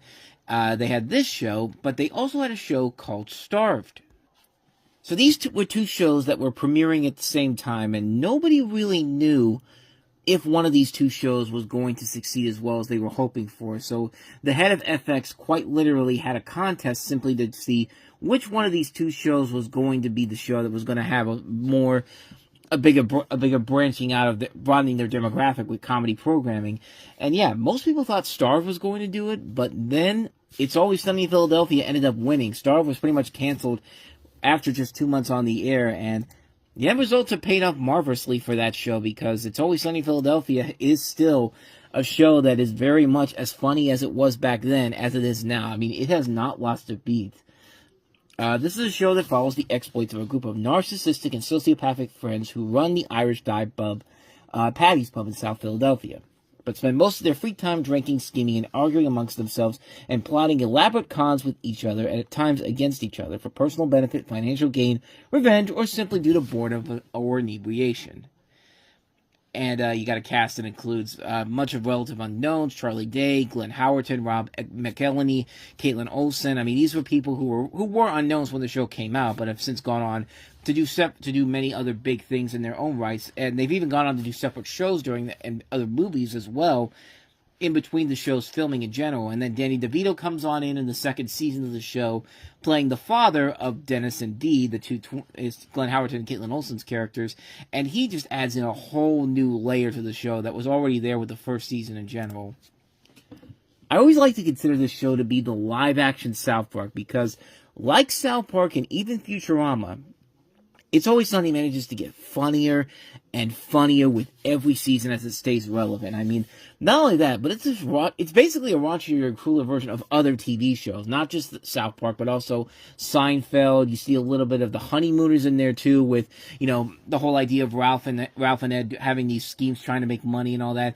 These guys do pretty much everything like that in general. The main leads on the show are characters that do some of the dumbest things ever, and you hate them sometimes because they do the things they want to do, and they think they're so smart about it, but that's why we keep watching it, because you want to see what kind of chaotic adventures these characters are going to go on next. Every single episode with these characters just keeps you so hooked in on what they're going to do next, and it's just like, you can't help but go along for the ride with this. I mean, it's also probably the only show where I can probably predict what the last episode of the show will eventually be. I get a feeling that it's going to be like the last episode of Seinfeld, except instead of going to jail because they broke the Good Samaritan laws, they're basically going to go to jail for all the stuff they've done, and this time they're not going to go to jail. They're going to get electrocuted, hanged to death. Like, for some reason, that's the thought process I've always had with the show in general, or what the last episode of this is going to be, because in no reality will should this show continue with these guys still alive when it's all said and done. I mean, this is just...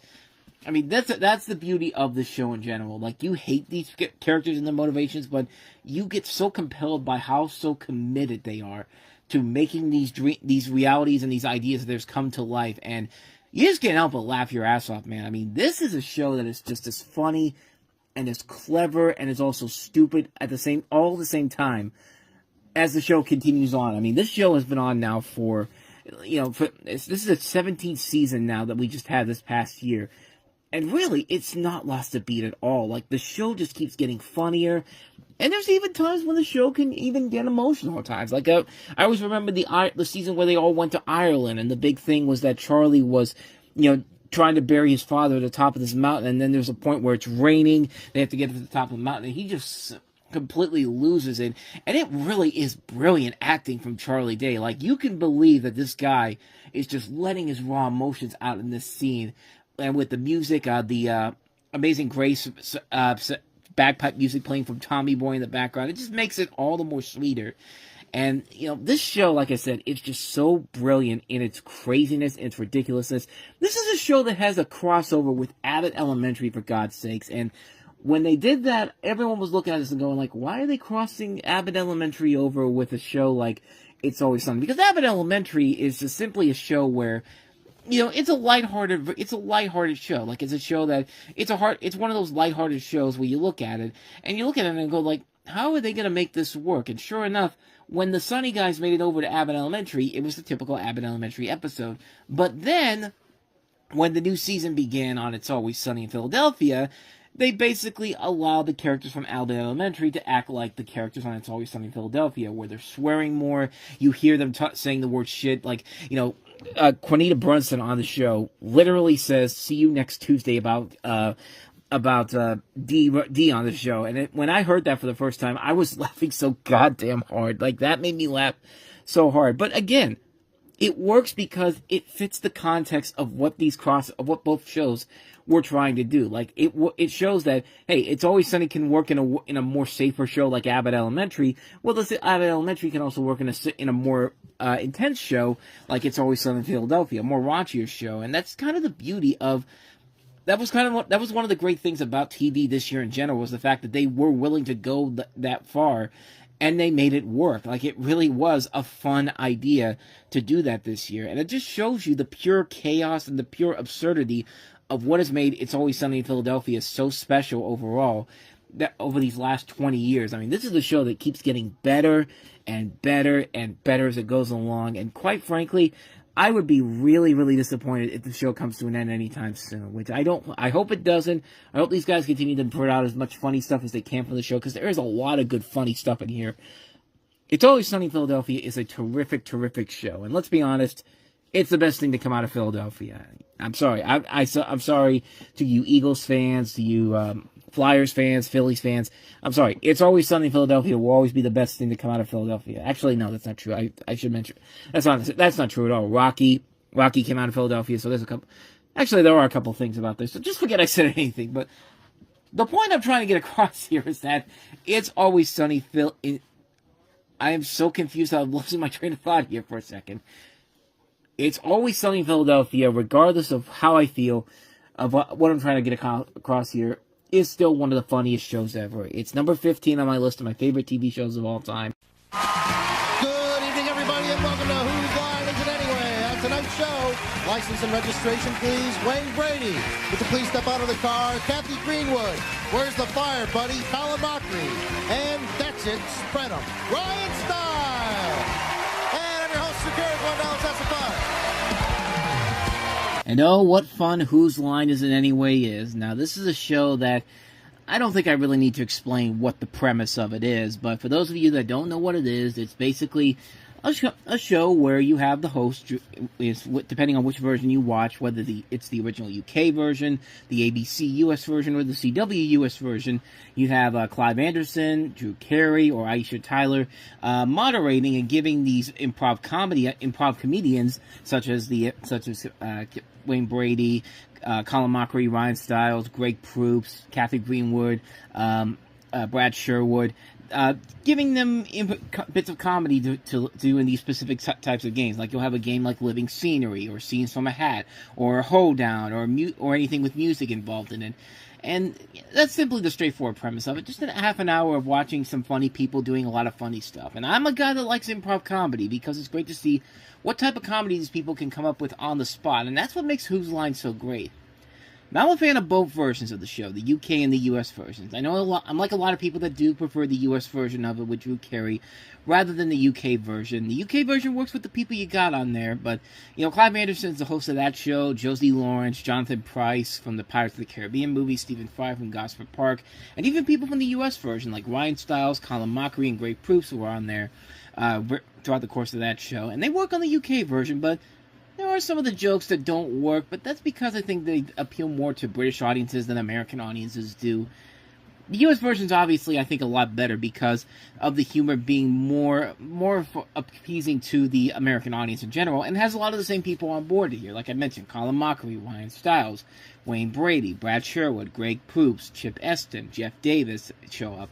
And occasionally they'll have like a big guest star showing up within the group. Like Robin Williams was on a great episode. Kathy Griffin, Stephen Colbert, Whoopi Goldberg, just to name a few. And more recently, in the Aisha Tyler run, they've had people like Keegan-Michael Key and Gary Anthony Williams among the cast in there as well. And the games are just so much fun to watch. I mean, my favorite one is Scenes from a Hat, just for the crazy stuff that these people write down as scenes that they want to see, and some go insanely crazy and only lead to a lot of hilarity on so many levels. I love that one.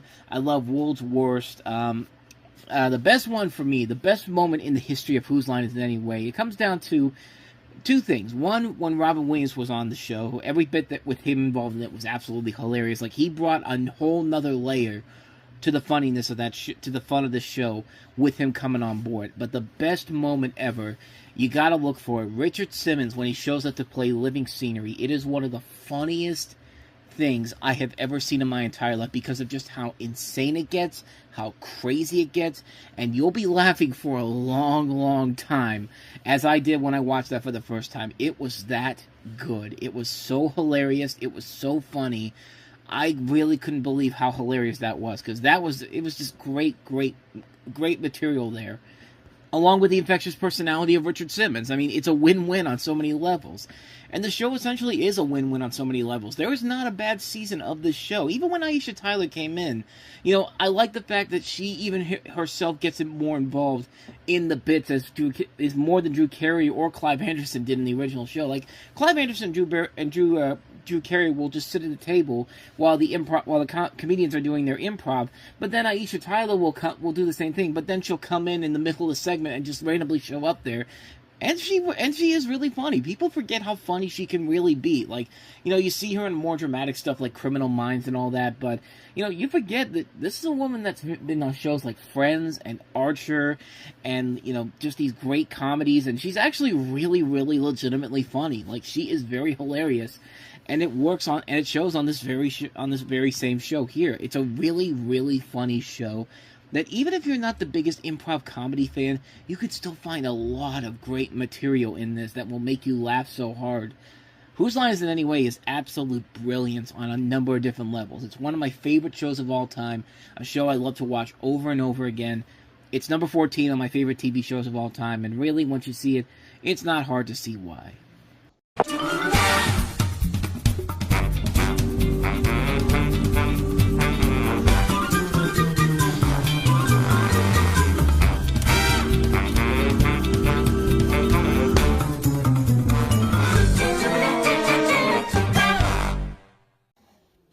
So 30 Rock is based on Tina Fey's experiences as the head writer on Saturday Night Live. It takes place behind the scenes of a fictional live sketch comedy show called The Girly Show, depicted as airing on NBC. And, this is a show that features Jane Krakowski as her best friend, Jenna Maroney, and the new head of NBC, the new executive, Jack Donaghy, played by Alec Baldwin, comes in and basically forces Liz to hire the unpredictable Tracy Jordan, played by Tracy Morgan, onto the show. And that makes up the first episode in general. You have a great ensemble cast. It also includes Jack McBrayer, Scott Adsit, Judah Friedlander, Katrina Bowden, Keith Powell, Lonnie Ross. And over the course of the show, they would add in different characters played by a number of different celebrities on here. This show...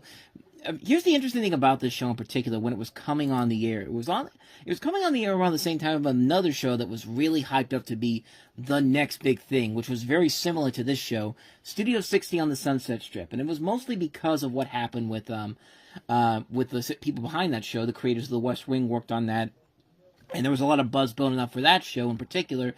And 30 Rock was kind of pushed off to the side. It got put this.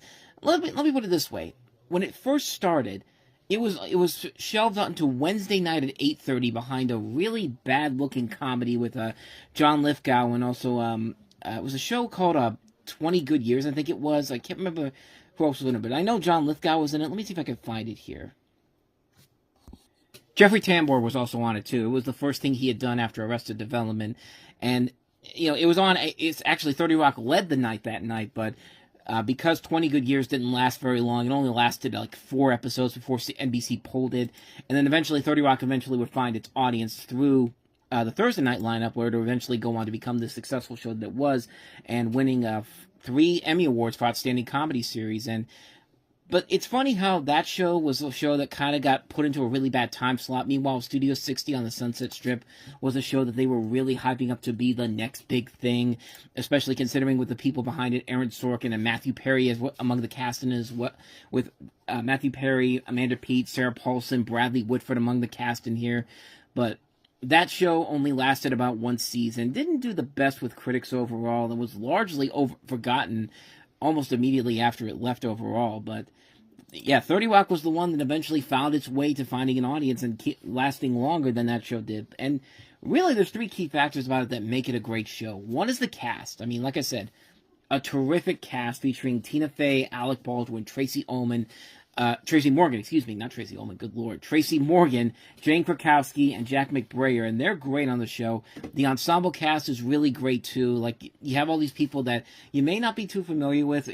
Some of them most of them you might know from if you watch Conan O'Brien a lot, which is funny because one of the best episodes from the first season is an episode where they're literally trying to get Tracy Morgan onto the Late Night with Conan O'Brien show after an incident before where he literally tried to stab Conan O'Brien with like these knives, like a knife-stabbing robot or something like that. But it's one of the best episodes of the show overall. It's Tracy does Conan, but the comedy on the show is so well done and nicely put together. It makes the laughs more approachable, and the setting of 30 Rockefeller Plaza works because you have all these shows within NBC, and you can have so much fun with the ideas of what you can do with it overall.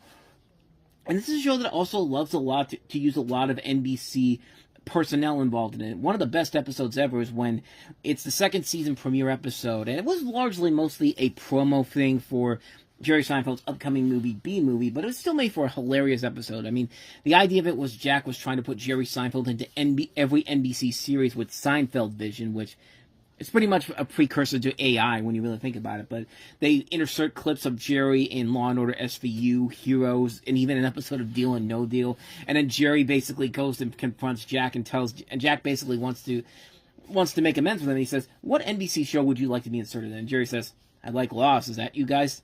Like, I thought it was pretty good. The episode overall is really great. And the great thing about the show is that they make fun of not only TV and even NBC. Like, they just go crazy with some of the more hilarious jokes in the show. Like, you get crazy shows like MILF Island, and a great running gag where Will Ferrell stars in a show literally called Bitch Hunter. And it has this theme song that is so damn catchy. Like, just listen. Happy birthday, bitches! It's so hilarious, not just for the song alone, the title of the show, but Will Ferrell just going in there like, "Happy birthday, bitches," like he's in a bad action movie. But, I mean, that's really what makes the show so special. It is so hilarious, and again, it's a precursor to sadly what the world has become nowadays in television, where we literally have shows like MILF Island, except not named MILF Island, but pretty much straightforward like that, except the fact that it's not literally named that. But and once again, it's a show like Arrested Development that does a good job of putting in guest stars. They give them reasons to be there and make them enjoyable to watch. You know, like I said, Jerry Seinfeld. They'll bring in Elizabeth Banks. They'll bring in Will Arnett to be the arch enemy of Alec Baldwin's character. Brian Williams has a lot of funny moments in here. They add atmosphere to the shows, and it just all the more hilarious that you can see that these NBC personnel are just having a good time making the show in general here, and it just works so well. 30 Rock is just an amazing show. It works on almost every single level, and while it did go past its peak, probably in the last season overall, it was never a bad show overall. I think all the seasons that we had out there are very good, with the last couple seasons being not the strongest, but hey, they're certainly a lot better than a lot of other shows that kind of petered out in their last seasons overall, so you got to give it credit for that. So not much more to say, except 30 Rock is one of my favorite TV shows of all time. Number 13 on my list of my favorite TV shows. Heading on up south, I'm gonna see if I can't unwind. Come on down South Park and meet some friends of mine. South Park, of course, is the show about 4 kids from Colorado, a little town in Colorado called South Park, and they go on these crazy adventures that range from aliens to, going to different parts of the world, dealing with a lot of topical issues of the time period. And yeah, like a show with It's Always Sunny in Philadelphia and Futurama, it's a show that there was a time where it got better and better with every single season, although I'll touch on what happened in the last couple of years a little bit later on here. But the great thing about South Park is that the stories that Trey Parker and Matt Stone give these characters can be so over the top and unbelievably silly. You can't help but enjoy it and laugh your ass off. And the startling thing is that it only took them for a long time to do a week to do an episode. There's a great documentary that came out a long time ago called I think it was what was it? 6 Days to Air, I think it was. Yeah, it was called 6 Days to Air. This aired 15 years ago, and it's just it was so incredible how you think about it. The Simpsons and all these other animated shows take at least 6 months to complete an episode, from the scripting process, recording the voices, doing the animation, and yet South Park for the longest time only did it in one single week. The episode could still be incredible to watch. Of course, nowadays with the new deals that they've had, they've been able to take breaks in between episodes. It's not like a 2-week thing now with the newest seasons, but it's always amazing when you really think about what these guys did over the course of almost 15 years of just doing it within one single week. I mean, it's just an incredible feat overall. And really, South Park has had so many great episodes, too many to name, honestly. I think my favorite one is the Jersey Shore episode where, it's them making fun of Jersey Shore. This was at the time when Jersey Shore and all these other offensive reality shows set in New Jersey were on the air. And it's just watch the Jersey episode of South Park, because it's the reason why I hate shows like Jersey Shore and why I love shows like South Park. This tackles the culture of the time period so well with most of the episodes they've done. I mean, there was a good maybe 20-year run where they were just knocking hit after hit after hit right out of the ballpark. And even I felt like the episodes between 2016 and 2020 were kind of good. We're good at first, but I'll tell you this much: the more recent episodes, and just the way that they are able to take these deep-seated blows at the Trump administration. I mean, when they did in the first part, during the first time he was in office, it was funny, but nothing really, like, groundbreakingly hilarious. And I think the biggest problem was that they were taking themselves a little bit too seriously at times during that time period. And because of that, there was a lot of episodes that really kind of fell flat, and very few, beforehand there was more hits than misses. Between 2016 and 2020, I can finally admit now that there are definitely more misses than hits in that time period. But, once the 2020s got going, and especially just in this last season, man, they're back on track, man. They are back to form. I mean, what they've done with the current administration over the last month, over the last year, is hilarious. And it's because of that big deal they've got, that big $1 billion deal from Paramount. They basically were given the keys to do whatever they want, and the administration can't do jack shit about it, honestly, because, and I mean, honestly, they probably aren't doing it because it is making them so much, it's making them so much money. And I thought Pat Oswalt had a really interesting theory not too long ago about why the Trump administration hasn't gone after South Park, and it's mostly because, simply and effectively, it's making a ton of money. I mean, there's no reason to mess with it in general here, but then again, why would he be going after companies like Disney and CBS, Universal, all those companies in general? But, it's an interesting theory when you look at it overall, but like I said, man, the last year has been really a return to form for South Park in general. It's a show that has no limits to it, no boundaries to break, since it's been destroying all these boundaries back when it was a game changer in 1997. And who would have guessed that this crudely animated show that premiered nearly 30 years ago would turn into the phenomenon that has become since then? It's hilarious, it's well done, crude animation overall. South Park, just absolute brilliance, man. Absolute brilliance. Number 12 on my list of my favorite TV shows of all time.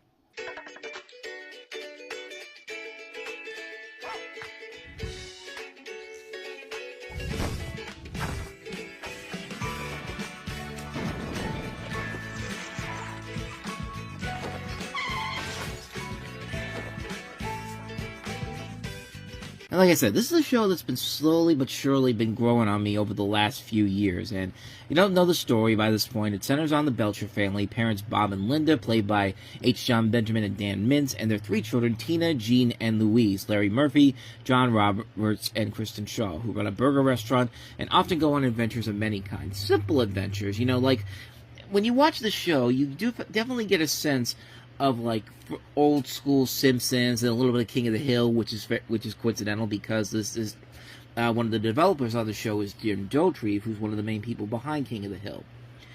And like I said, this is a show that did grow on me over time. I'll be honest, the first time I watched this show, I wasn't really a fan of it. I was really kind of taken back by the lackluster, cheap animation and the comedy not really being that solid overall in the first season. But it's definitely a show that as time goes on, as the series continues on and gets better animation-wise, the comedy does get better. And the show overall does get a whole lot better. And you like it because you do like hanging out with these characters a lot. You do really enjoy the camaraderie between this family in general and all these little adventures they go on here. And they're nothing too extravagant, nothing too grand like in The Simpsons or Futurama or King of the Hill, that type of stuff. I mean, actually it is more like King of the Hill in terms of the adventures kind of being self-contained within the world that they live in. I mean, there's no crazy adventures going on with them in general here, but it's weird. It's a weird kind of comforting feel to it. This is a good comfort food show. It's a show that you watch it and you really do get a good sense of old school Simpsons, especially with the most recent seasons of it. I'll touch on that in just a second, but the show works because it has those great characters that you do want to hang around with. This great cast of colorful characters, not just the family, all played very well by these actors. I mean, H. John Benjamin, yeah, you can make the argument that he's basically just Sterling Archer, but you know what? He's a ton of fun to watch in this, and he just plays that role so well. But not only do you have the main characters, you got these side characters like Teddy and Pesto, like his Bob's arch rival, all these kids at the school that they're at. The Mr. Frann, the principal, not really the principal, the guidance counselor of the school, and you got all these other characters like Mort, the mortician that lives next door, the mailman, Mike, all these different weird characters all over, like, what am I trying to say here? Mr. Fischoeder and his brother, like the landlords who own the restaurant that Bob works at, which they also live in. I mean, there are a bunch of great characters all throughout the show, and they're just all played so well by these great veteran actors. These great character actors overall. You got people like, Sarah Silverman, Aziz Ansari, Jenny Slate, Molly Shannon, David Wayne, Billy Eichner, Tim Meadows, Megan Mullally, Kevin Kline, Zach Galifianakis, Gary Cole. The list goes on and on, man. I mean, these people are very, very good at playing these characters overall, and the stories overall are just really engaging in general. I mean, they're a lot of fun overall. I'll say this though, what really kind of turned the show around for me was when the movie came out, and after the movie came out, that was where they really got interested. They really experimented with some good ideas overall, and it was more. And I'll say the post movie episodes really have shown the series doing a good job of being like old school Simpsons, where it can be very funny, but also can be very emotional too. You have a lot of great episodes where characters are doing things that grow with them over time in general. Like Louise, she's one of my favorite characters overall, not just because she's played by Kristen Shaw, but she's a great character that evolves too. She's kind of like she starts off kind of like the Bart Simpson of the show, where she's mischievous, she likes playing these different types of pranks and all that, but as the show goes along, and especially after the movie, I mean, she really does become a character that does evolve over time and is willing to help people out. There's the great episode, the Amazing Rudy, where one of the kids, regular sized Rudy, is going to this dinner with his parents who are divorced, and they're with their new significant others, and he's trying to first he's trying to. He's trying to ease the tension a little here by doing a magic trick, but it doesn't go well, so he runs away from the restaurant and goes to the Belcher house for dinner and doesn't tell anybody that he actually ran away from his parents during their dinner. And there's a great point at the end of the episode where he's going to go back, and Louise is just going like, maybe I should go back with him. Like, you see the involvement of these characters in general or overall. There's another great episode called Amelia, where the way that they tell the story of Amelia Earhart mixed in with what's going on with Louise in that episode is just very well done. I really appreciate the fact that this show does take a lot of chances, especially considering that it has been on the air now for over 16 years now. This is its 16th season, and it really does feel like the show has not really lost a beat in general, and actually has gotten a whole lot better as time goes on, and that's because they were able to experiment more with some fun ideas in general, some intriguing ideas in general, some ideas that still hold up in modern times and all that. Like, they take a lot of chances with it, and a lot of it really does work. It's a very well done show that really has evolved over time, and I just recently completed the entire my episodic reviews for the show on the main website. I finally got to every single episode, and yeah, Bob's Burgers really is a show that has definitely grown on me. It was a show that I liked it at first, but didn't really appreciate the first couple of seasons. But as time has gone on, I've really, really come to love the show and the chances that it takes, the amazing abilities of these writers and directors. The animation is terrific. I mean, you look at this and you look at Family Guy, who used to make fun of this show all the time, and it's just kind of like, why are you making fun of this show? They're doing a much better job than you guys are doing right now. And that's true. I mean, this show is definitely a million times better than what Family Guy is right now. But, yeah, Bob's Burgers, terrific show. Can't say much more about it. Number 11 of my favorite shows of all time.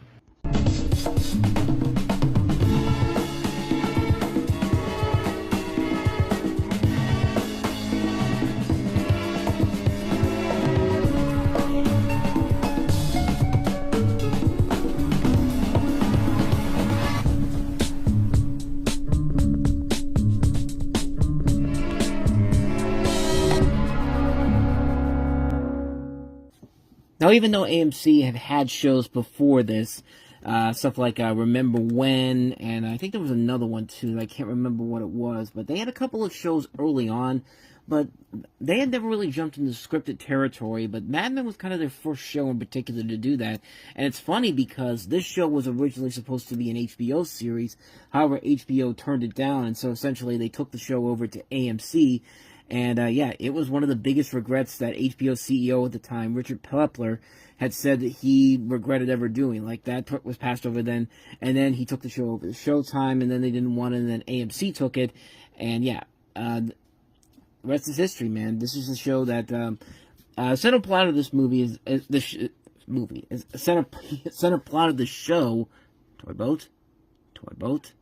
The center plot of this TV show is set during the period of 1960 to 1970 and centers around the Sterling Company advertising agency on Madison Avenue in Manhattan. And the main character of the show is the charismatic advertising executive played by John Hamm. His name is Don Draper. And through erratic and mysterious, he is widely regarded through the advertising world as a genius. Some of the most famous ad campaigns in history are shown to be in his creations. In later seasons, he struggles as his calculated identity falls into a period of decline, and you also follow a number of different other characters, such as Peggy Olson, played by Elizabeth Moss, who's introduced as Don's secretary, but soon discovers her passion for copywriting, and also focuses on characters like Pete, played by Vincent Kartheiser, who's a young executive at the firm, Betty Draper, January Jones, is Don's wife, Joan Holloway, Christina Hendricks, the firm's office manager, Roger Sterling, played by John Slattery, one of Don's partners, and in later seasons, Sally Draper, Kieran Shipka, Don's oldest child.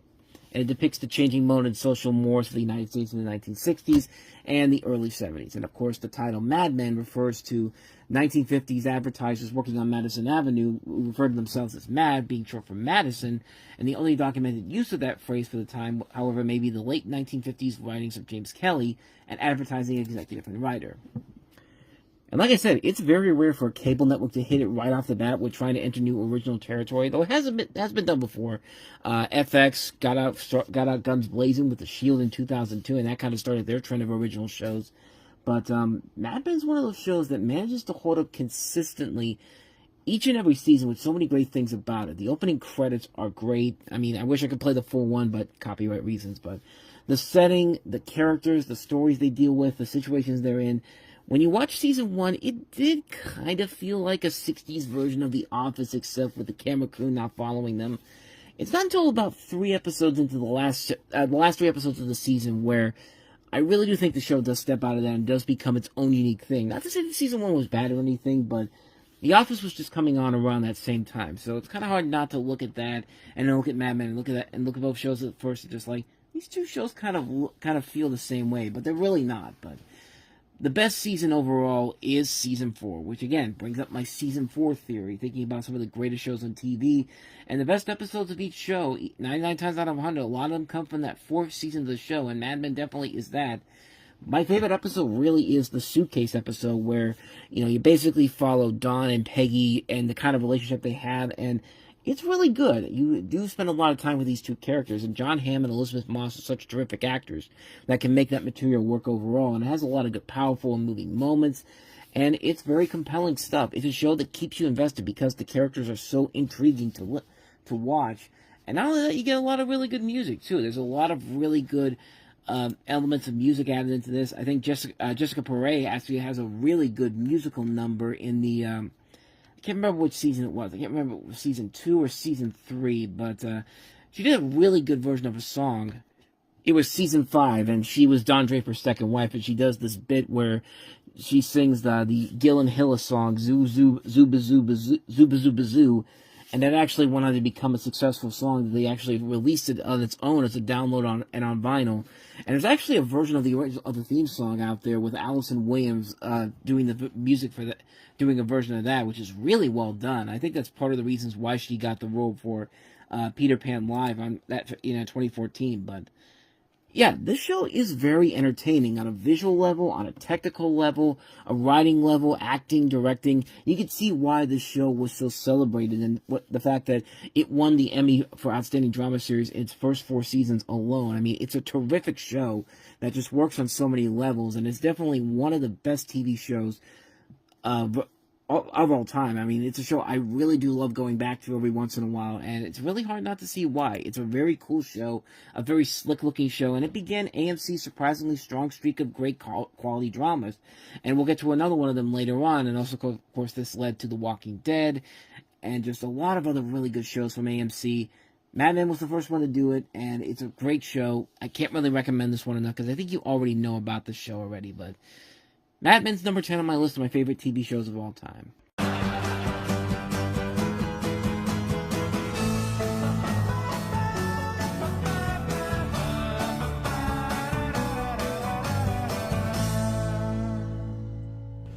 The series follows Ted Mosby, played by Josh Radnor, and his group of friends in New York City's Manhattan. His best friend, Marshall Erickson, played by Jason Segel, his fiancée, soon-to-be wife, Lily, played by Allison Hannigan, and his best friend, Playboy Barney Stinson, played by Neil Patrick Harris. And in the first episode, he falls in love for this Canadian news reporter named Robin, played by Colby Smulders, and they have kind of the on-again, off-again relationship you kind of expect in a show like this, of will they or won't they? And this is all happening as a framed story as Ted in 2030, so about 4 years from now, will recount to his children, Penny and Luke, the events from September 2005 to May 2013 that led to them meeting their mother later on being Kristen Milotti, who of course you now know as one of the breakout stars of The Penguin and also from Palm Springs. But this show was the first time anyone ever saw her anything really big overall. But this is a show that really does work because you do feel for and can relate to every one of these main characters on the show. It's not one of those shows where you can relate to some of the stories they've had, some of the misadventures that they have. And it works because they do a great job of teasing events that will happen in future episodes. This is a show where you really got to pay attention to every single detail that this show gives you. Because one of the best examples is when, an example would be in the second or third season. They tease the story about a goat happening on Ted's birthday. There's this whole thing where, he's about to tell the story to his kids about the goat. And, he's getting to the point where he's about to talk about it. And he's just like, oh, wait a minute. That happened the next year after that. But so they set this up for like a couple of seasons, and then for the fourth season finale of the show, the goat actually attacks Ted on his birthday. And it's not just a regular goat, it's a girl goat. And to me, that's really funny. And that's the kind of stuff that they do all the time. And almost all the time, it does work. Another example is what they were doing around the time that I made my original list, where they're teasing this big wedding with Barney and a bride-to-be. It starts at the beginning of Season 6, and then at the end of that season, we find out that Barney was actually the groom. Then as Season 7 starts, we get a tease of that we will find out who the bride is at the end of the season. I like the fact that they took their time to lead up to what could have been something big, and I can't remember what exactly happened, but I do remember now, because I think it was when, he and Robin actually got together, because Ted's about to meet the mother, Kristen Milotti, but Neil Patrick Harris overall is just great. I've always talked about him as one of those great entertainers, and he's just so damn good on this show. He's just so hilarious. He could take the worst thing ever made and make it somewhat decent, and I like the direction that the writers have taken his character throughout the course of the season. I mean, they have significantly toned down his character over the course of the couple of years. There's a great character they added to the show around this time that I was making my original list here, Nora, that makes Barney want to stop being a womanizer because he's got the biggest thing for her. And I really thought she was one of the best characters they introduced in the last couple of seasons, but unfortunately they got rid of her afterwards because we know what happens after that with Barney and Robin. But the guest stars overall are really, really good. They utilize their guest stars very well here. You got Regis Philbin showing up in an episode, Maury Povich, Wayne Brady, Sarah Chalk, Bob Barker, Cal Penn, Martin Short, Britney Spears, who I thought was actually really good on the show. And keep in mind, this was around the time when, she was having a mental breakdown where she shaved her head and all that. But I thought she was actually really good on the show. Surprisingly, the worst ones on the show were some notable names here. Like Jennifer Lopez was on the show once. Katy Perry was on there. Tim Gunn. And it felt kind of like Seinfeld, where, they would bring these massive guest stars on the show, people that you wouldn't expect to be there. But Seinfeld would utilize them better, but then when it comes to How I Met Your Mother, it's kind of like a mixed bag. It's kind of like a mixed bag with the much bigger names, like I mentioned. Jennifer Lopez, Katy Perry, Tim Gunn, just a couple examples there. Two episodes of the show really are my favorite ones. The first one is season 4's The Best Burger in New York, and that's the one where Marshall convinces the gang to try and find the place where he ate what he believes to be the best burger in New York.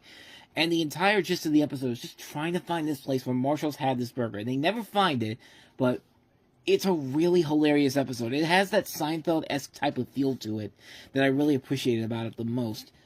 The other episode I really like is the Subway Wars episode, where the gang races around New York City to prove who's a real New Yorker, and they talk about why each of the main characters need to win. And again, it feels very much something like straight out of Seinfeld. It just works so well to the show's advantages.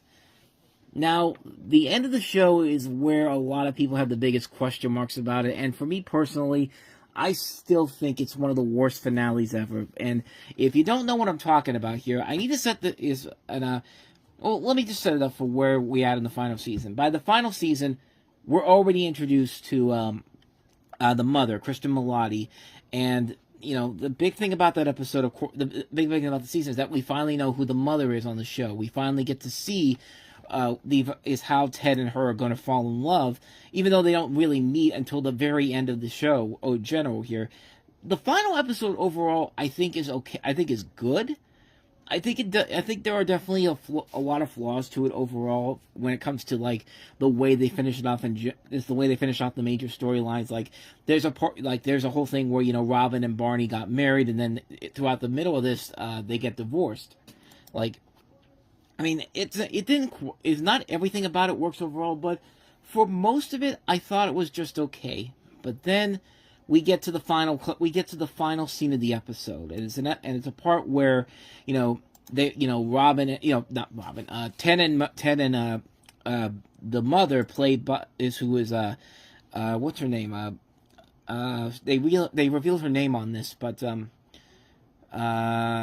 who is it, Tracy, they reveal the whole thing. They reveal the whole.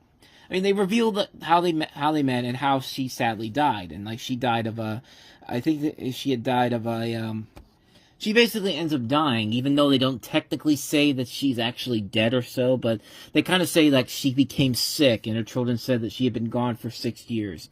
But it's one of those things where it's just like I didn't really have a problem with that, like most people did. The part that really kind of bugs me about the whole end of the episode was just the way that it kind of abruptly completely goes against everything that was building up to that point. There's a part where you think it's going to end with we actually see future Ted. We actually see Ted in the makeup of him as an older self, and it's no longer Bob Saget doing the narration, it's him doing the narration, and he's just like, and that, kids, is the story of How I Met Your Mother. So then they decide to do so he's telling the story, and the two kids are telling them that when they're listening to the story, they realize they have that Ted has more feelings for Robin than the mother, and so they basically say, you know what, go to Robin, and they bring back the blue French horn from the first date, and they share a smile, thinking that they're going to get back together. Here's the problem with that: two things. Number one, that ending was something that they filmed all the way back in season 1.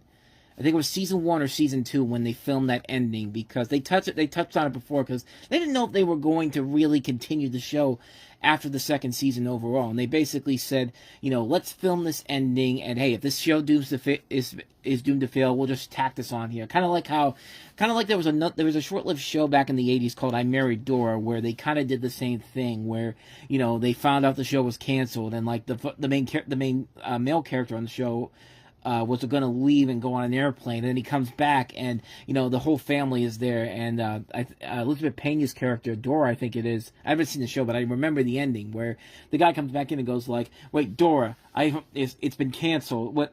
And Dora's just like, "What, the flight?" And he's like, "No, our series." And that's the way the show ends. The way they did it was actually pretty funny, but but the difference between that and this is that this is an ending that they had ready to go if the show didn't last long. It's been 9 years since that ending was filmed. It's just kind of like, I mean, at that point, you can just push that ending off to the side, and you really could have just ended the show there. But the fact that they ended it by basically having Ted going back to Robin, and basically, it was meant to be that way all along. It's just kind of like, I'm sorry, that's a terrible, terrible ending for the show.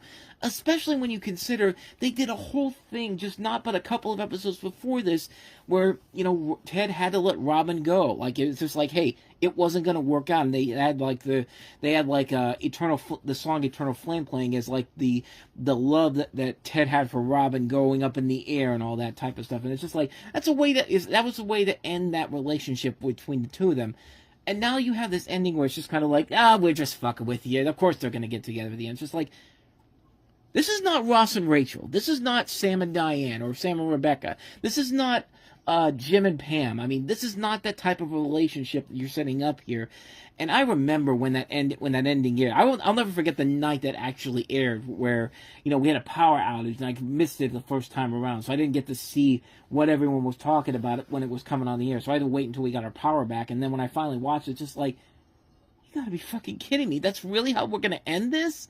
Like, it was so bad that I wasn't the only one that thought about it, because everybody else online hated the ending. It got the episode in general got like negative reviews, so they basically said for the DVD release, we're gonna have an alternate ending where, you know, we're gonna basically say that we're gonna fix everything, and it does indeed fix everything, because the alternate ending on the DVD ends with, you know, him telling them, hey, that's how I met your mother, and then the credits roll. Like, if it had ended like that in the original ending, I think more people would have been more than appreciative of it. And I think the fact that they brought an old ending back, as that's supposed to be the main finale of this, like, man, they missed the mark on that big time when it first aired. But I am glad to see that they did bring in the alternate ending to kind of fix the major flaw of the original final ending, and I'm glad to see that that's there. And yeah, it's a much better ending than the actual final episode does. That aired presented itself with. But yeah, it's something where it's just kind of like, yeah, I really did not like the original ending, but I'm glad to see they had an alternate ending there, and I'm glad that people spoke up about it, because honestly, if they didn't, more than likely, people would have just completely looked at it and said, "Yeah, it's something where it's just like, yeah, that was a major flaw there." Because, like, yeah, you're bordering on some of the worst finales of all time on that front there. This is what the original ending is still one of the worst finales of all time. Really, it's just like, come on, man, like, that was just really ridiculous and just. But like I said, I'm glad they I'm glad they had an alternate ending there to really kind of like cool it back down a little bit here. Even though the cast has had mixed opinions on it, like Jason Segel, I think really didn't like it. Neither did you know, I think it was, you know, Josh Radnor and Allison Hannigan. They actually really didn't like it overall, and yet Neil Patrick Harris and Kobe Smulders were the ones that actually kind of praised it overall. So it's got a very mixed reception overall by a lot of people within the cast itself. It just felt like a bad move on their part overall, and it just really it really was something where it does feel like it kind of ruins the ebb and flow of the show overall if you want to rewatch it again, because I still watch the show over and over again, and once it gets to that moment in general, it just really kind of felt like, yeah, this is something where it's just like it's like when you get to that episode, it's just kind of like, oh yeah, I remember how the show ended, and I'm not going to really like what I see there. But like I said, man, they did put the ending on the alternate ending on there, and I think the alternate ending is definitely a much better ending to the show, and at least gives the show a much better conclusion than the final episode that actually aired did. It's just, yeah, I just didn't like that the final original ending of it like everybody else did. So I'm glad to see that they fixed it. And I know it's been kind of like repeating myself over and over again, but that's really how I felt about that final climax there. But overall, How I Met Your Mother is still a fantastic show overall. Not a perfect show, but I mean, it's still definitely a lot better for much of the early part of the series. Then kind of the end, it kind of fades out a little bit, but it does find a little bit of a solid conclusion with that alternate ending instead of the original ending. But I mean, I like it still enough to make it the number 9 show on my list of my favorite TV shows of all time. It's a show I still go back to every once in a while. It's a really good show. It's a really fantastic show. Can't recommend it enough. How I Met Your Mother, number 9 on the list.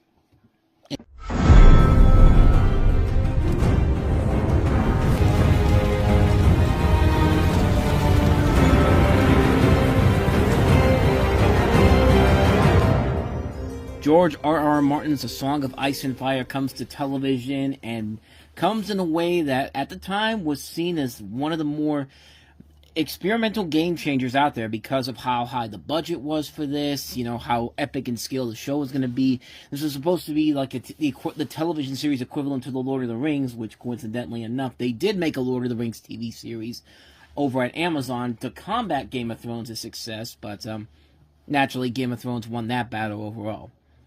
So like I said, this is based off the fantasy novels by George R.R. Martin set in the fictional continents of Westeros and Essos. Game of Thrones is a large ensemble cast and follows several story arcs throughout the course of the show. The first major arc concerns the Iron Throne of the Seven Kingdoms of Westeros through a web of political conflicts among the noble families, either vying to claim the throne or fighting for independence. The second major arc focuses on the last descendant of the realm's deposed ruling dynasty who has been exiled to Essos and is planning to return to reclaim the throne.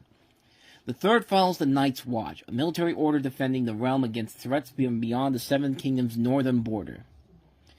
And yeah, you can't really look at this show first off and talk about it without talking about the scope and scale of it, because it was a gigantic show. I mean, it was a show that looks like film quality. I mean, this show looks incredible, and you could tell they spent a ton of money to make this show look good, and it does look amazing. And the first 7 seasons were very good. They did a very good job of creating stories with these unique characters overall. You do get attached to a lot of these characters overall. You do get attached to Tyrion and Cersei and Jaime Lannister and Daenerys and, her dragon, Draconis, Jon Snow, Sansa, Arya, Theon, Bran Stark, the list goes on and on, man. I mean, these characters, you do get attached to them, and when they die, die in some of the more unique and intriguing ways overall. I mean, you never really know who's going to get killed off, what's going to happen to them. You had to watch the show to see for yourself, because, yeah, this show took a lot of chances, and it paid off in a big way. I mean, it's a show that is often considered one of the greatest TV shows of all time, and for the first 7 seasons, it was definitely that. It was a show that not only had a great scale to it, but it kept the audience invested in what was going on, and it made people come back every week to see what big event was going to happen next, from the Red Wedding to the big war that took place, to the big wars that happened in the show. I mean, this is a show that knows how to keep the audience wanting to come back for more. I mean, this show did everything nearly right, except for the final season, which, yeah, kind of like how I Met Your Mother ended on kind of a sour note.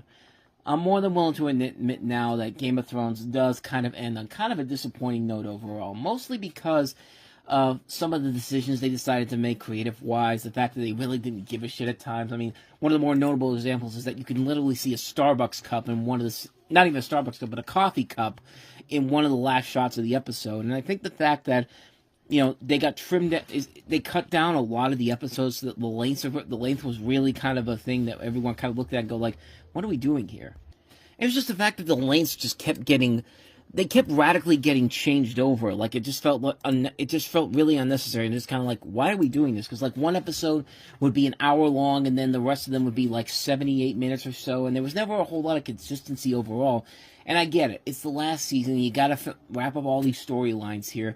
But even the last episode felt like there was really the sense of, this does not feel like a finished show. And I think what happened was, this was originally, I think, supposed to be a 13-episode final season, but they had it trimmed down from 13 to 6. And yeah, it doesn't really feel like it gives you a lot of questions about what happened to everybody here. It kind of felt like a major letdown, kind of like how The Sopranos ended, kind of.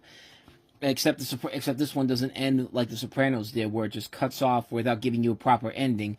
But, I mean, Game of Thrones at least has an indication that this show is going to continue on in other shows as well, which it has done with House of the Dragon, and we're just about to get the Night of the other show. What's the other show they're doing? I think it's called the Night of the Seven Kingdoms. I think it's called. Yeah, that's the show. I think it's coming out. It's actually been on, right? It actually has been on. I just haven't been watching it, so I haven't seen it yet. So far, the reviews for it don't look too bad, but yeah, you get the idea here. Like, the episode overall, the final season overall really just feels like a major letdown compared to everything they had been building up. And yeah, it was going to be tough to finish off the show and wrap up all these storylines here, and I think they really struggled to get through it. But kind of like with what I said about How I Met Your Mother, it should not be a show that should take away from the majesty and wonder of the show in particular. From a visual perspective, from a story perspective early on, I mean, you have a lot of stuff here that is going to work, that's working towards the show, and it paid off for the most part. Yeah, the last season's kind of rough, but overall the show itself is still really damn good. I mean, this is still one of the greatest achievements in television history. Whether you like the end of the show or not, you gotta admire what the show was able to do and the doors that have pretty much opened up here. I mean, Netflix and Hulu saw what HBO did with this and said, okay, we've got to up the ante with our shows here because because we got more bigger scale shows, like Stranger Things, Handmaid's Tale. All these shows have a lot of these shows essentially have Game of Thrones to thank for that, because Game of Thrones really was something where it blew the doors down on what television was capable of, and it can be more like a feature film in general here, and they've shown it with the shows that they've done here. So, yeah, the effort's been put into the show overall. Yeah, the last season was kind of rough, but it shouldn't take away from the true enjoyment of the show overall. Game of Thrones is still one of the great TV shows we've ever had. It's number 8 on my list of my favorite TV shows of all time.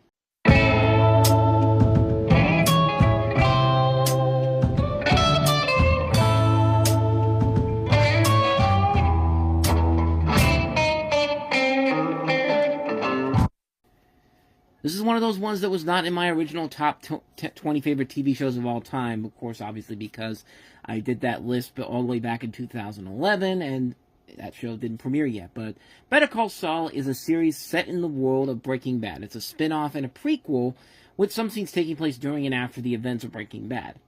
And set primarily in the early to mid-2000s in Albuquerque, New York, several years before the events of Breaking Bad, Better Call Saul examines the ethical decline of Jimmy McGill, played by Bob Odenkirk, an inspiring lawyer and former con artist who became the egocentric criminal defense attorney Saul Goodman, alongside his romantic interest and colleague Kim Wexler, played by Rhea Seehorn, while dealing with conflicts with his brother Chuck McGill, played by Michael McKean, and Chuck's law partner Howard Hamlin, played by Patrick Fabian. The show also fires Mike from Breaking Bad, Jonathan Banks, a former corrupt police officer who becomes a fixer and enforcer for drug traffickers such as drug dealer Nacho Varga, Michael Mando, and drug lord Gus Fring, Giancarlo Esposito. The latter half of the show introduces cartel enforcer Layla Salamanca, played by Tony Dalton, who becomes a major antagonist to both Jimmy and Mike. In addition to the primary storyline, Better Call Saul involves black and white flash forwards set in 2010 after the events of Breaking Bad, while exploring the consequences of Saul's actions across both series. And like I said, man, this is a show that really is pretty much the equivalent to Frasier to Cheers. I mean, it's a spin-off that is just as good as the original series, if not slightly better than the original Breaking Bad series. And Breaking Bad is a great show. We'll touch on that a little bit later on in this list, because that's definitely in the list of my favorite TV shows. But this show in particular is an outstanding work of television. I mean, this is not only one of the greatest spin-offs of all time, it might arguably be the greatest spin-off of all time, because it's a show that is a really good, deep character study into the world of Saul Goodman, a.k.a. Jimmy McGill. And it gives Bob Odenkirk a chance to really show off his potential as an actor, and not just as a great comedic actor, but also a great dramatic actor. And the biggest crime of this whole show in general is the fact that it never won one single Emmy. It was nominated 53 times during the course of its run. It got nominations for all of its leading stars. It never saw one Emmy in its entire life. And for the life of me, I can't believe that.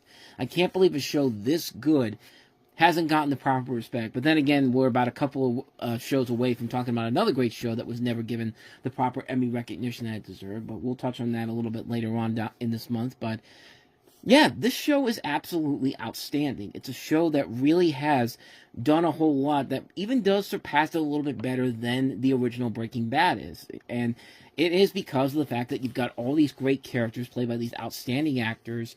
And you can tell that they put their heart and soul into this. This is not a show that is being made simply because the original Breaking Bad was such a success, and clearly we got to franchise the show, just like what AMC did with The Walking Dead, which, yeah, they kind of killed that horse. And, yeah, The Walking Dead still has spin-offs that are still going on way after the original show had any life to it whatsoever. I mean, seriously, The Walking Dead pretty much was over as soon as we got to the midway point of the first season of season 5. Once they brought in Jeffrey Dean Morgan as Negan. I mean, at that point, the show was just kind of like, yeah, this show is, they're really kind of running on fumes at this point. Even with the spin-offs of Walking Dead, they're not as good as the original show was at its peak. I mean, that's a show that really kind of came and just crashed on impact shortly after the show reached its high point. But that's one other thing altogether. But Better Call Saul didn't do that. Better Call Saul existed because there was a story that needed to be told about Saul Goodman. There was a story to be told with these characters,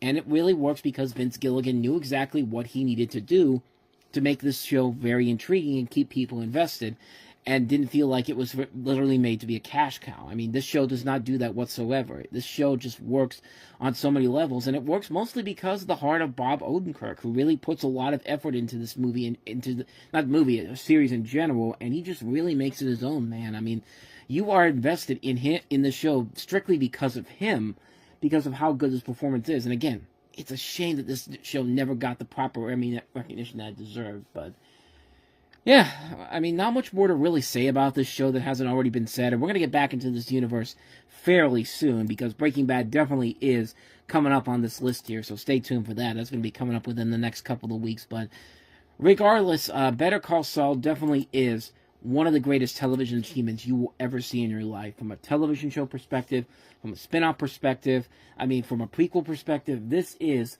one of the greatest shows of recent memory, and it's a show that I will always treasure, that I was really glad to be there from the moment it premiered and stuck with it to the very end, because it was definitely worth it getting to that point. So, not much more to say about it, but Better Call Saul is absolutely worth being my number 7 favorite TV show of all time.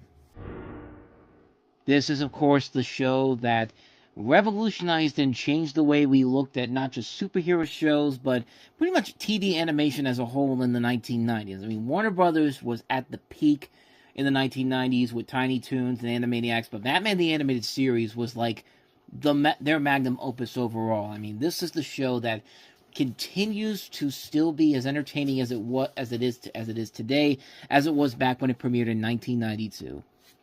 So, simple premise of this, of course, is that Batman, the animated series, follows Bruce Wayne and his superhero alter ego Batman, fighting crime in Gotham City while also exploring the lives of city residents impacted by crime and corruption. Although the series centers on Batman's battles with various villains, it delves into their complex backgrounds, revealing the personal struggles and thus making them more relatable. For instance, the scientist appears to force someone to love him, while the former star tries to relive her lost fame. While action is a major part of the show, it also addresses the themes of social issues such as mental illness, loss, divorce, patent law, insurance fraud, homelessness, class prejudice, age discrimination, typecasting, prison abuse, animal testing, all that fun stuff and more. And yeah, like I said, this is going to be a very, very quick video because I have touched on Batman the Animated Series numerous times, and really, there's nothing more that I can add to this show that I haven't already covered. I've done blog posts on the main channel. I did a whole thing for the 25th anniversary in 2017. I've talked about my favorite episodes of all time, some of which I think are the best episodes of TV, period. I mean, of course, you got to talk about Hearts of Ice, and my favorite TV episode of all time, I Am the Knight, in which you get a real deep, dark character study into not just Bruce Wayne, but not even Bruce Wayne, but specifically Batman in that one. But, I mean, when you talk about the great Batmans of all time, Kevin Conroy was, is, and always will personify Batman. As much as I love Christian Bale, as much as I love Michael Keaton, as much as I like Robert Pattinson, Conroy is the definitive Batman. I mean, here's a guy that can find the balance between Batman and Bruce Wayne and just make it work. He has that nice balance, and he just makes it work so well. And when he plays this role, you do really believe this performance. It doesn't feel like a performance where he's phoning it in. It's a legitimately strong performance. And what can I say about the villains, man? I mean, Mark Hamill's the Joker. I mean, the definitive Joker. I mean, there's a reason why when Kevin Conroy died, Mark Hamill basically said, yeah, I'm not doing the Joker anymore. Because, I mean, you can't do anything else without Batman there. I mean, yeah, I mean, what more can you really add to it? There's so many great people who have done the voices for the Batman villains. You know, I mean, who would have guessed that Bull from Night Court would make a hell of a great Two-Face? Richard Mall is so good as Two-Face. You know, it's amazing the people that they could have had for those voices. Like Al Pacino supposedly was up for that role as Two-Face, and also Anthony Hopkins was going to be Mr. Freeze at one point, but then they decided to go a different direction, and it worked very well. Mr. Freeze. I think I said Mr. Freeze, but I mean, yeah, really, there's not much more I can really add to this that I haven't already said already about the show. I've talked about how much I love the show. I've talked about how much I love Mask of the Phantasm. It's still the best animated superhero series I've ever seen, and really, the only one that comes close is Superman the Animated Series, and even then, it's in the same universe, and it's definitely a show right up there with Batman. Both that and Superman are the definitive series for both of these characters. Batman the Animated Series is just such a towering achievement. It will never be topped, it feels like. Yeah, I got nothing else to tell you, man. Batman the Animated Series is a masterpiece. It's number 6 on my list. What more do I gotta say, man? What more do I have to say about this great show?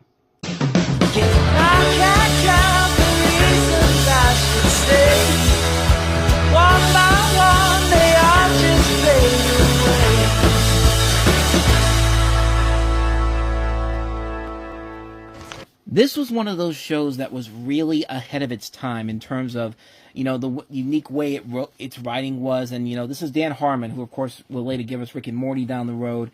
And, put together a simple concept with a really incredibly charming cast overall and great writing all across the board. And you have one of the most unique TV shows you'll ever see in your life. So the show centers around Jeff Winger, who's disbarred or suspended from his law firm when it's discovered that he lied about having a bachelor's degree from Columbia University. So to earn a legitimate degree, he enrolls at Greendale Community College in Colorado. He quickly becomes attracted to his classmate, social activist Britta Perry, and pretends to run a study group in order to spend time with her. Britta invites classmate Abed Nadir, a socially awkward and pop culture obsessed student who in turn brings other classmates along. Religious single mother Shirley Bennett, naive overachiever Annie Edison, former high school football star Troy Barnes, and bigoted elderly millionaire Pierce Hawthorne. Despite their differences, the group's members soon become close friends. They are often roped into helping the college's flamboyant dean, Craig Pelton, into schemes to make the school much more respectable, as well as having to deal with the antics of their mentally unstable teacher and eventual classmate and friend, Ben Chang. And, I touched on this show right at its peak. The first 3 seasons of the show were terrific. And this show looked like it was on its way to becoming one of those great TV shows, having that great... I always have the season 4 theory, where the 4th season of a TV show is usually where you hit the peak, and the show gets back to true... and the show is at its high mark, and you're never going to be able to top that. But unfortunately, Dan Harmon was fired from the show after its 3rd season. Something had happened in the production process between season 3 and season 4, where... he left the show, and they put in these 2 guys who worked on the short-lived series Aliens in America, which, was a show that lasted about 1 season on the CW. And, Harmon, you see when Dan Harmon's no longer with the show, and also you miss out some notable people such as, Neil Goldman and Garrett Donovan, Chris McKenna, Dino Stamatopoulos, who wrote some of the more memorable episodes, and also Anthony and Joe Russo, who had just left to go direct Captain America the Winter Soldier and establish their career overall. This was a show that, this show was on its way to something great, and then that 4th season comes around, and it's not bad per se, but you can definitely feel that, once you take those pieces out of there, the show unfortunately loses a lot of its muster, and they really blew an opportunity to have one of those great 4 seasons right up there with a couple of other shows we'll get to here in the top 5 in just a little bit, But Dan Harmon does come back for season 5 as well as season 6, and the show does find its form again.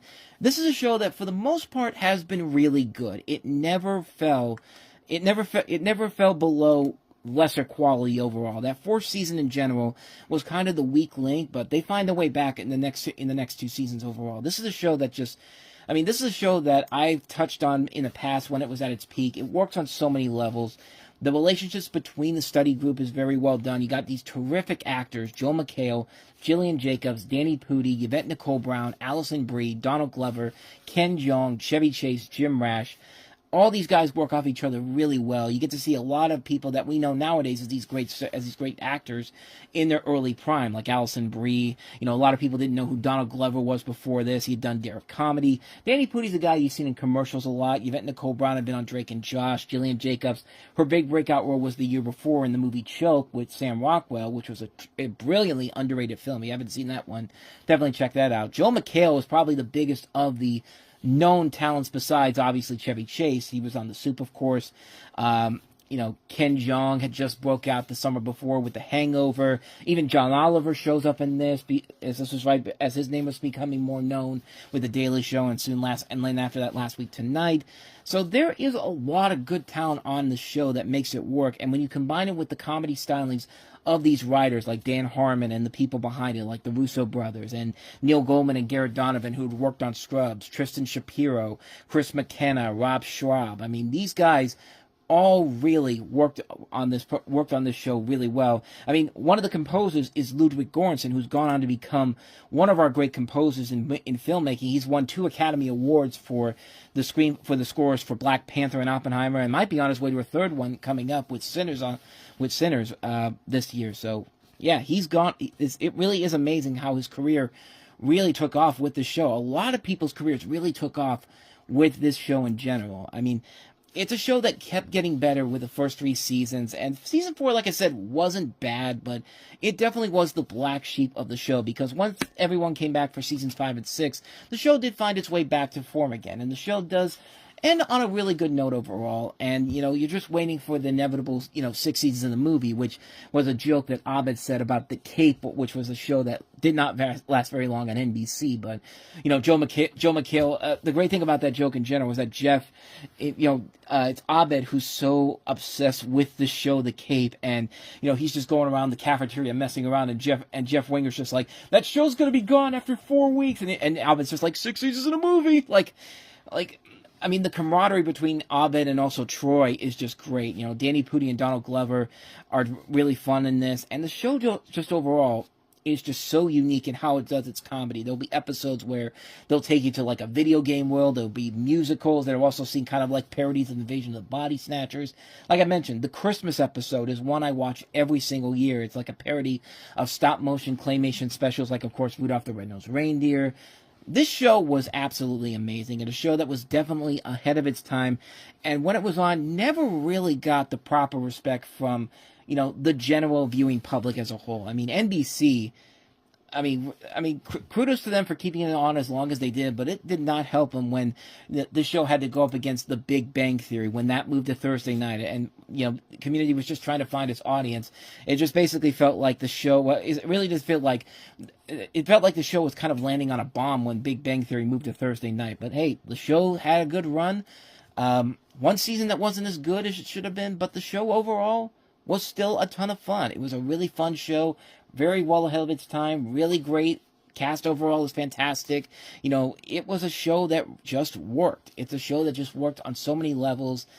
I don't have much more to say about it, man. Community just rocks, man. It's a show that I go back to every once in a while. It's my number 5 favorite TV show of all time. It's one of those groundbreaking shows that really stood the test, that really was ahead of its time when it first came on, and has kind of established the norm for some of the great live-action sitcoms, some of the great TV sitcoms that we've had since then. I mean, 2009 in general, when I think about it, really was the last great peak of the broadcast television sitcom, because you had Community on, Parks and Recreation was coming into its own in its second year when the show was premiering, The Middle was on, Modern Family. I mean, this was a good time for broadcast scripted situation comedy, and the last great time we'd have it, because, I mean, really, there hasn't really been much since probably after 2015 that really has kind of broken the mold, with the exception of Abbott Elementary, But yeah, not much more I can really say about Community, except that it's one of the great shows we've had out there, and one of those shows that, if you have not seen it, see it, man. You are definitely missing out on a true masterpiece of a show.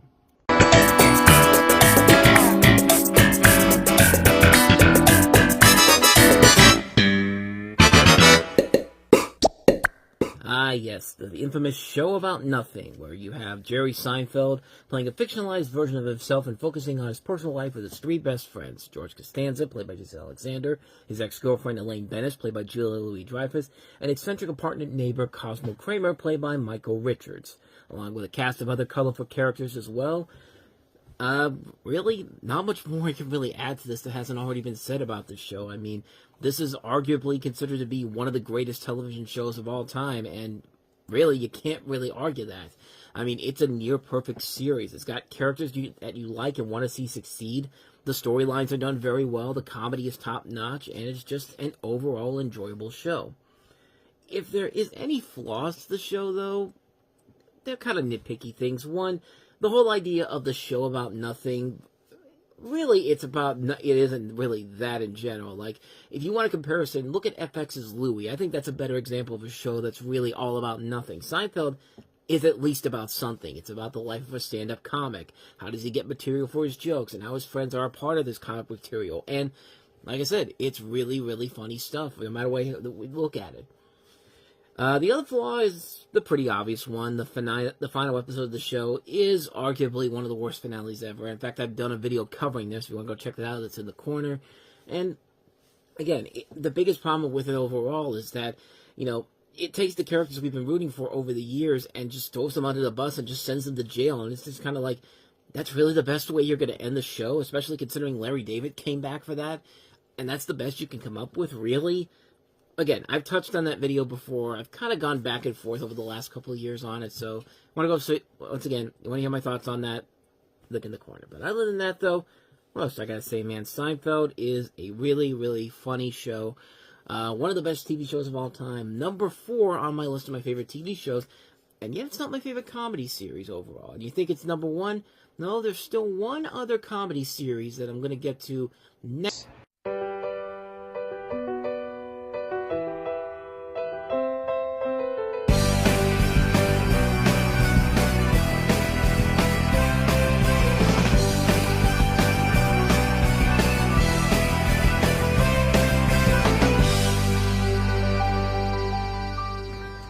Based off, of course, of the BBC TV series of the same name, created by Ricky Gervais and Stephen Merchant. This is the show that takes place during the everyday work lives of office employees at the Scranton, Pennsylvania branch of the fictional Dunder Mifflin Paper Company, with a cast that includes Steve Carell, Ray Wilson, John Krasinski, Jenna Fisher, B.J. Novak, Ed Helms, Rashida Jones, Amy Ryan, Mindy Kaling, Craig Robinson, James Spader, Ellie Kemper, Catherine Tate, Melora Hardin, David Denham, Leslie David Baker, Brian Baumgartner, Kate Flannery, Angela Kinsey, Oscar Nunez, Phyllis Smith, Mindy Kaling, a bunch of different characters, mostly character actors for most of the run of the show, but many of them have gone on to become some pretty successful stars in their own rights. And this is another show that just works all the way around. You do like all these characters a lot. You do like the situations they get themselves put into. They're nicely done. And they can take the tackiest TV cliches of all time and make it really entertaining. Like, there's literally a season where where Jim and Pam get married, and then at the same time they also get pregnant the same year, and also in the very same year there's also a subplot where Michael is literally dating Pam's mother, and like these are cliches we've seen done before, but the way The Office handled it so well.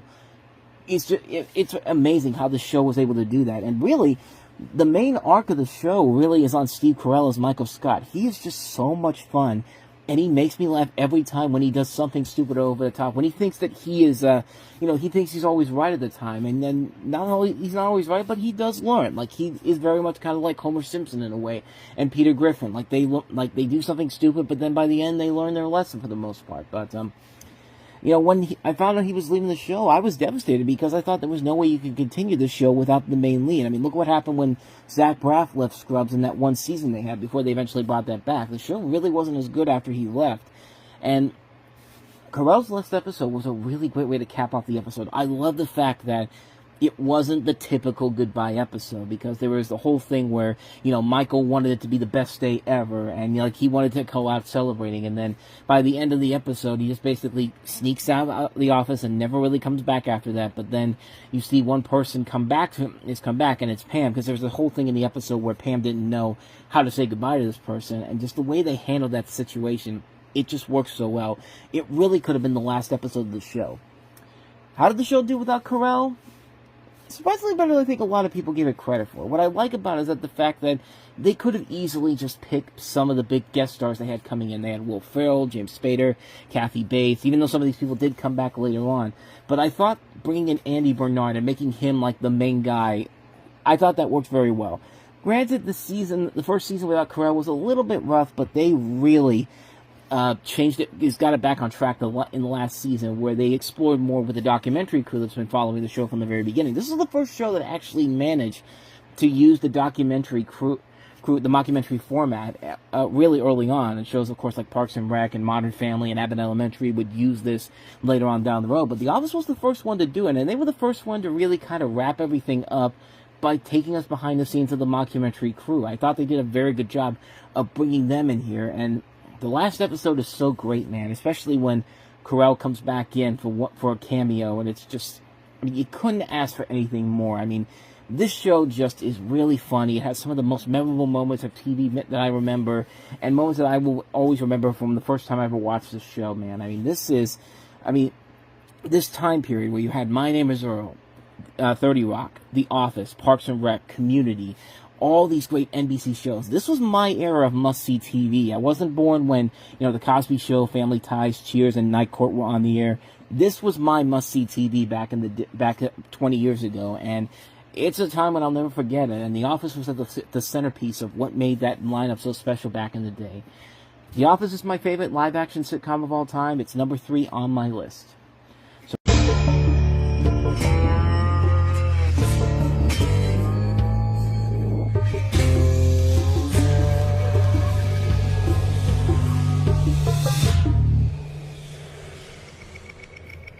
Yeah, y'all didn't think I was not going to bring up the original show that started it all, did you? Don't know what the show is. For those of you out there who are unfamiliar with Breaking Bad, the show follows Walter White, who is an overqualified, dispirited high school chemistry teacher in Albuquerque, New Mexico, struggling with a recent diagnosis of stage 3 lung cancer. White then turns into a life of crime and partners with a former student played by Aaron Paul, Jesse Pinkman, to produce and distribute methamphetamines to secure his family's financial future before he dies, while navigating the dangers of the criminal underworld.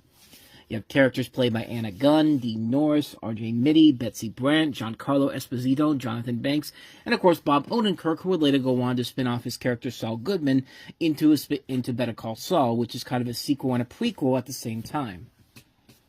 And, honestly, there really isn't much I could say about the show that hasn't already been said already. This is a show that manages to take a TV star that has been around for a while. Bryan Cranston, of course, he's been around for mostly his comedic work before this, Seinfeld, and of course he was the dad on Malcolm in the Middle. He was very funny on both of those shows, but then he becomes Walter White, and he goes from being this really funny guy and likable to this badass, creepy guy that just... he's kind of creepy, but he's also kind of badass at the same time. I mean, he literally takes the same approach that Bob Odenkirk essentially took when he went on to Better Call Saul. Bob Odenkirk was a guy who was known for his comedy beforehand, and then he gets the chance to branch out and do something in a more dramatic phase, and it works out to that show's favor. And it was under the radar for me for a couple of years. It took me about 2.5 years before I finally got a chance to watch Breaking Bad, and it was worth it, let me tell you. I mean... it's one of the best. It's the best drama series I've ever seen in my life. It's number 2 on my list, and I think you all know what my number 1 is. So yeah, it really is the best drama I have ever seen in my entire life. It's a show where you love the main character of Walter White because he's a character you want to both hate and love at the same time. You understand what he's trying to do. He's trying to, this whole thing starts off because he wants to cook meth to essentially sell it and make sure his family is financially stable when he dies. But, of course, as the series goes on, he becomes more of an anti-hero, and a good kind of anti-hero, the anti-hero that you want to get behind, and at the same time, you kind of despise at the same time. You can feel the same way for Jesse, too, and, Aaron Paul playing that role so well in this. I mean, it's one of those shows that has one of the greatest seasons ever, Season 4, part of my ever-continuing to expand Season 4 theory that I've touched on in several other videos before this, but the last season of the show was really at its high mark there. They went out on the highest note possible, and they delivered something that was just so well done on so many levels. It was just such a terrific, terrific show. I mean, really, there's not much more I can really add to this that hasn't already been said already. Breaking Bad is one of those near perfect shows that works on every single angle. When it can be when it can be serious, it's well done. When it can be when it can be funny, because there are times when it can be hilarious. Yeah, it is very fun. It is very fun overall. The 2 main characters are people that you root for, but you hate at the same time. The casting overall is great. The writing is great. And just the overall feel of the show is so well done. This is AMC's magnum opus. This is the show that they will always be remembered for. This and Better Call Saul. I mean, yeah, they make great stuff with Mad Men, but this really is their magnum opus. This is one of the greatest shows in TV history. I mean, I don't know what else to tell you, man. Better Call Saul, Breaking Bad is without a doubt the best drama series I have ever seen. It's number 2 on my list of my favorite TV shows of all time.